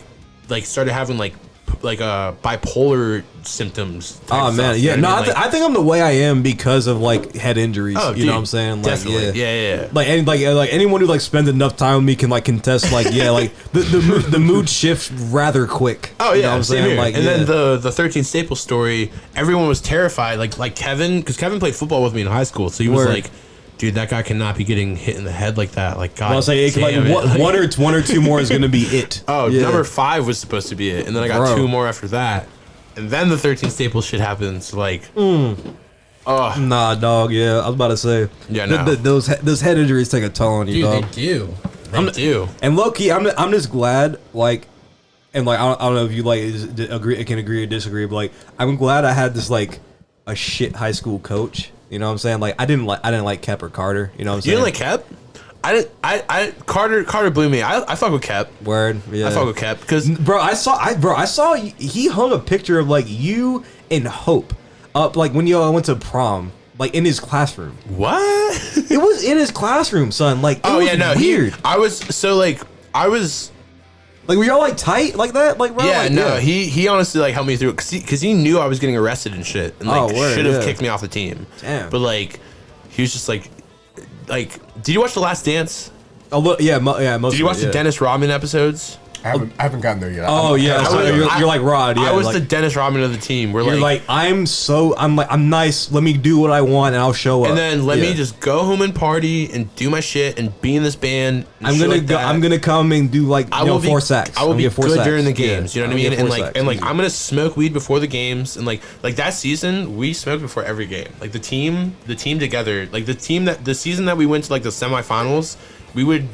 He almost kicked me off for that shit. Oh, dumb motherfucker. No. It was team sessions. Everyone but the quarterback would be, and then I would pop like 5 Adderall and be just like speedballed out. You know what I mean? No, because I remember because it was when I was a freshman. Like you. Like I remember Arson would do a lot of shit like long hair cuz like curly he like cuz Clayton would say like when he got on varsity because he was a sophomore, he was on varsity, it was like bro, like it was like offering me like coke, they're like you want to spark before the game and shit. We would get fucked up. Like I would like drink before games and shit like that, but like cuz like that's just how I am before shows. Like I just like the rest of Granite's sake gets kind of mad at me sometimes because I'll just be doing my thing, but I'm like, dude, I'm gonna be fine, man. Like like until I don't perform, like don't then tell bring me it how up to to. me. But like, dude, I'm focused. This is how I'm going to get focused. But like, game, I would bro. literally like not come to class the whole day and then come to school for practice. Word.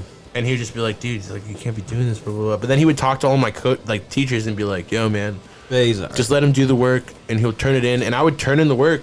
And Word. I would get A's on my finals and shit like that because I'm not a fucking idiot. You know what I mean? I mean, like, yeah, because like, come on, how hard is high school? Like, yeah, it's high school. Like, just like, come on, like any idiot can do it. You just have to like, I mean, like, yeah, memorize answers to stuff and then answer basically, it, pretty much. But like, yeah, I think it's just like a matter of like or my classes, like the 4 years, like when I was a freshman and shit, like when they like became But you went to the new school too, right? Yeah, I was 1 year into the old school, which I preferred. I like the old school a lot better. The whole mentality shifted when it went to the new school too. You know, but I'll say AM's always knows how much I hate the word vibe, but like it was a vibe there. You know what I'm saying? The old school was like a vibe. You know what I mean? Like, yeah, fighting at 6:55 a.m. It was great. It was great. It was the best. It was fantastic. Fights and hazards. That was the old school. Fights, hazards, smoking in the hallways. Like, it was great. I remember I was in science class one time. This was the old school, and there was a commotion outside. And we stepped outside the classroom, and it was just... You stepped out. That's the thing. Like, I wouldn't even have the audacity to step out. Yeah, no, like, you would just leave. Oh, that's the thing. I was not a disrespectful kid in high school. Yeah. Niggas didn't call my house, hey, you're so disrespectful. I wish I was. Yeah, my parents were teachers, so I couldn't. Because it was like, my mom worked at the school, and I was disrespectful. I would... You're built different, dog. I'm just not gonna do the most, especially because like my mom made it very clear. It's like, I'll embarrass you. Yeah, facts. You know what I'm saying? My dad was like that. He was like, I don't care about you. I was quick to defend myself, if that makes sense. That's like, fair. I really hated being called out and shit like that. So I'd be like, oh, you're not allowed to do that and stuff like that. But yeah, continue. Yeah. But what's it called? Fuck, where was I going with that?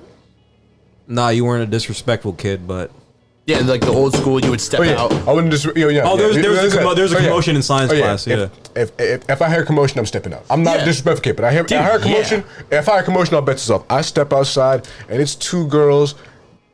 Two girls like approaching each other like just approaching each other like gladiators in the hallway, and like gladiators, and they just clash, man. Yeah, and they just clash and start swinging. And I thought, most fights, there's people around. There's a crowd. No, this was just randomly. Nah, it was one-on-one on-site Tom and Jerry type shit, bro. Empty hallway. Do you remember Jamaica? Do you remember Jamaica? Yes. Yes. You remember when he used to get into fights? I do. Oh my god! I remember my very first year. Yeah. Oh, someone's challenging Jamaica. Sprint there. Someone's challenging. Someone's trying to be the champion. Someone's trying to take the belt. Fucking see this go down. Someone's trying to take the belt. Dude, I remember when him and Matt Maloney. Oh, dude, Matt Maloney, and then he was with. I think it was with Aloysius. I love Aloysius. Aloysius is my guy. Oh my god! I low key remember that. I love that dude. And then it was him and Jamaica against Matt Maloney and Zach Maurer. And shit went down. I saw Jamaica knock someone out with a roundhouse kick. This nigga, he was like that in broad daylight. Roundhouse kick, like not even like it was like a perfect form, like he's done this before on a bag. Just what I mean? Perfect, like. Oh, son. Bro, I'm a big dude, so I'm not like scared of dudes. Yeah. And like I was like, I am never gonna fuck with him. I'm gonna make sure to become friends with him. I fuck with him. Jamaica's cool. His real name is Andrew or something like that. But son, do you remember? Your name is Jamaica. Like shit, your name is Jamaica, bro. Son, do you remember Andreas? He played on varsity, real big, wide motherfucker. Yeah, son. So like I didn't know like he was like an anger case. Like he had like problems with anger or whatever. Oh like, yeah. He was a fuck, you know what I'm saying? So it was lunchtime and remember the alternative lunchroom like down the gym, the second gym? Yeah. Yeah, so I'm standing in line. That's where I usually go because I don't like I'm not a one to be out in the open. Yeah, you know what I'm saying. So like we're just I'm showing my boy Nahum and a few other cats, and this nigga just walks in front of my boy Nahum, and I'm like to me I'm a big strong cat. Yeah. You know what I'm saying. Nahum's a little skinny dude at this point. I'm just like. No, you know what? No, this is not gonna happen. Yeah, like, hey, bro, that's what you gotta do. Yeah. Like, hey, bro, you're in front. You stepped in front of my mans. You know what I'm saying? What's up? And it's Andreas, and he's just like, he kind of looks at me like, nah, no, like this, don't do that. You know what I'm saying? So I'm just like, don't fucking talk to me like that, motherfucker. I swear to God, bro. Like, all I feel like when I'm like chirping at this cuz is a big like forearm and paw, just on my chest, is like coming, like pulling me back. This nigga Otenel. Shout out Othniel, dog. I forgot about that man. Otenel Kobar. I'm about to say he played on JV with me and played on varsity. Big black cuz, you know, I remember him. bow-legged, yeah. Otenel was good people. I don't know if I know him. But I'll say, yeah, he might have the one up to varsity when the year you left type shit. Yeah. But like, yeah, he was a goat. Like he was a hard worker. Like he like we named a workout after him. Like ironically, but you know, whatever. But yeah, he was just like, hey, bro, don't talk to him like that. And I'm just like, as a freshman, like, you know, I'm just like, nah, man, fuck that nigga. You know what I'm saying? I'm like, I'm gonna fuck whoever I want. It's like, yeah, like, yo, we lost a game at home, and he bashed in car windows with his fists. I was like, I think I heard of that. Yeah, I was like, oh, okay. I think I heard of that. Yeah. Yeah, I was like, oh, okay. Let me just let me not fuck with him then. Nahum, you're out of luck. Oh yeah. No, yeah, bro, I remember my freshman year. Yeah, I was getting my shit rocked my freshman year because I got moved up to varsity my freshman year, and because you're dirty. I was playing with like Surge and Sean Stanley and I've heard of Sean Stanley and all of them. Yeah, and I heard like, of Sean Stanley. Yeah, dude. Because yeah, I remember my freshman I would get my year. shit rocked. Oh, fool, yeah. Because I remember like it was in my, like freshman year, like we were just playing. I was playing on JV, and like I was always like talked about going up to varsity a lot, but like I like always had a bad knee, so I couldn't like always like perform the way I wanted to.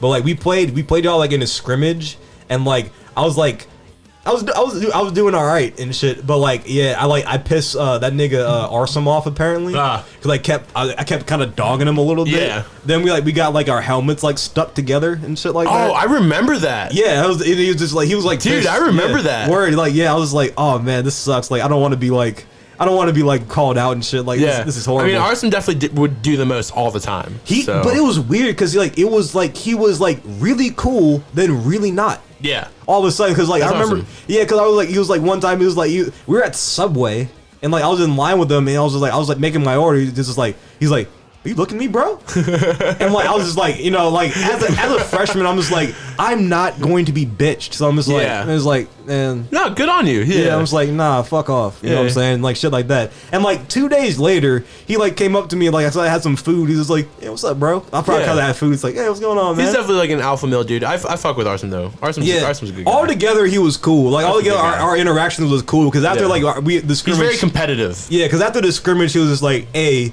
maybe get a different helmet so you don't do that during the game. And like he gave me good advice. I was like, oh, okay, cool. You know what I'm saying? You're not a cocksucker. No, you know he's a hard worker. I fuck with Arson. I bought pack from him a few times. Oh, word? Yeah. Yeah, that was him. Nah, but I remember also, you remember David Hayes? Yeah. That fucking uncle, bro. Yeah, son. Uncle David, son. 40-year-old high schooler. Basically, son. Yeah, we were always cool because he knew my sister, and him and my sister were cool and shit. And like, yeah, we were cool. But like, yeah, he just decided like, oh, one day we're just gonna do some hazing. You know what I'm saying? Yeah. But I say, so this nigga, where I was in the locker room, this nigga Solomon just gets me in the fucking like full Nelson and shit. Oh. And this nigga David Hayes just came up and just starts just rocking my fucking world, dog. Oh yeah. So I was like, yo, I ate him. I was like, man, you ain't shit, punk bitch. But like, yeah, after I was like, everyone was like, nigga, you are. I was like, I remember because I didn't play my senior year because I had to do 5 years of high school because I got in just like a shit ton of trouble and like got sent away for a bit, so I wasn't able to like graduate on time. And then I wasn't able to play my senior year, so I was like, all right, I'm gonna come back and then play like my super senior year. Get lit. No, yeah, I remember you playing that year. Yeah. Yeah, and then I remember there was a practice where David Hayes tried me, where he like tried to run up the middle, and I was playing fullback. I was like, all right, bet. Fire, boom. bitch. After that, never fuck with me again. Of course, fool. It was one of those things. Toby was like that, bro. Do you remember? You know Toby? Oh, I love Toby. I keep in touch with Toby. Toby's a fucking samurai. I love Toby. Seen him, man. Toby's a funny guy. Just a legend, dog. This is an all around legend, bro. I gotta have him on the podcast. Just I brought Toby to a festival that EDP played. It was a Park Rock Fest. Word. In the middle of nowhere. Lit. And it turned out to be a banger. That sounds fire. Yeah. That was like the first time he saw moshing. Oh wow. And shit, and he kept going like, yo, these kids keep hitting me, like I'm about to fuck them up. And I was like, no, please don't. They're just moshing, dude. Just like He's like, what the fuck are you talking about? He's like, nah, they're like swinging and shit. Like, I'm about to fuck them up. And I was like, nah, man. We're good. Because I love Toby. I've got a history with Toby, so like Toby gets down, and then that's my brother. I love Toby. Oh man, it's so funny just him. It's like, bro, like I'm gonna fuck these kids up. Like, yo, if someone hits me one more time, I'm going to knock them out. And it's one of those things where it's like it's not an empty threat. It's like, yo, he might hurt somebody. Yeah, I was like, oh, dude, he might like shut the show down. He really might hurt somebody, bro. Yeah, because like I remember one time because he used to live with my buddy Clayton for a while. And like we were just hanging out sparking and shit, and like it was just late night. We were just walking around. He was just like, "All right, who wants to go to the body real quick?" Yeah. And this, he's not scared of that at all. No, bro. And Clayton's your size at this point. He's your size, maybe a little bigger than you are. He's just like, no, you know. So he's like, fuck no. And while we're with Ahmad, she's like, absolutely not. And I was like, let's go to the body. Let's go, Toby. What's up? Yeah, me and him had a knocking dude's door down once. In food, it was maybe 2 minutes of like going. I was like, all right, stop. All right, fuck. You really hit me. Fuck. Oh yeah, no, he can swing. Oh, dude, I saw him he showed us a video one time of like him going up to some kid at 3:00 in the morning to his house and knocking him unconscious. Oh, I saw that video. I was like, because he was talking shit, bro. I know exactly what you're talking about. You're a goddamn legend, my man. Like, I know exactly what you're talking about. Oh, that was greatness. Yeah, someone tried to rob Shafi once. So man, we went to go help Shafi out, and I was just like, dude, you're the homie after this. Yeah, you're breaking shit down. Like, me and him weren't super close then, but then after that, you're just like busting this dude's door down together. So I was like, oh shit, we gotta be close after that. Yeah. Oh man, what happened to Shafi, man? He needs to drop some music. He's still working. He just had a song. He just had a feature on HBO. Oh, word? Yeah, he's still doing stuff. He's doing like big moves then. Yeah. He's being more strategic with it. That's word. Okay. Yeah. That's what's up. Cause I just haven't like, you see everybody like dropping shit every He's like, being a bit more strategic with it. That's Plus he has to like take care of his family and stuff like that. So he's got like responsibilities and stuff. But yeah, shout out Dirty Shafi, bro. Shout out Dirty Shafi. Shafi is one of the most like genuine, honest people I've met. Where he's just like 100% him. So like I fuck with that. So much. I think I met him once or twice, and he's been cool people. Yeah, you know what I mean? I threw a Raw Ink show once for Dylan, where Dylan headlined, and it was when like we had to be discreet with the smoking, and this dude walks out and just starts lighting a blunt on stage, like, and I had to grab him by the shirt and be like, "What the fuck are you doing, dude? Get the fuck back here!" He's like, "What, man? He literally his response was, "Dude, I'm a rapper. This is what I do." Like shit, bro. It's like, what do you expect me to be doing? I was like, God damn it, I agree, but like, we want to be able to throw these shows, man. Like, trust me, bro. I'm on your side. But why are you booing me? I'm right. My shit. Like, oh man. Oh fuck, it's almost 10. Yeah, I was finna say, yeah, we've been doing this. It's 2 hours now, man. Fuck. Yeah, I might have to go. I'm supposed to have dinner with my lady. Yeah, man. Let's go and wrap this one up, man. It's a beautiful one though. I'm gonna order some IHOP. Yeah, type shit, bro. But yeah, guys, remember, we kill cowboys everywhere you get podcasts. Remember, like, share, subscribe. You know what I mean? Donate if you can. Follow me and Tommy Tynes everywhere on social media. River Warlord, Money and Breakfast. Guns and Land, Plato Plomo. Yeah, man. Yeah, go ahead and plug everything you got, man. Like what Easter Park and shit. Follow Easter Park, Granite State. I got new music coming from both of them. I've been recording a ton over this quarantine. Definitely go check out Brown Man. Got a bunch of stuff coming from him too. And I got a couple other things up my sleeve that I'll be talking about later. Boom, boom. Yeah. We in there, bro. You know what I'm saying? Big things coming out the DMV, bro. You know what I'm saying? Always tune in every week. We're going to start dropping two podcasts a week. Start dropping the videos. You know what I'm saying?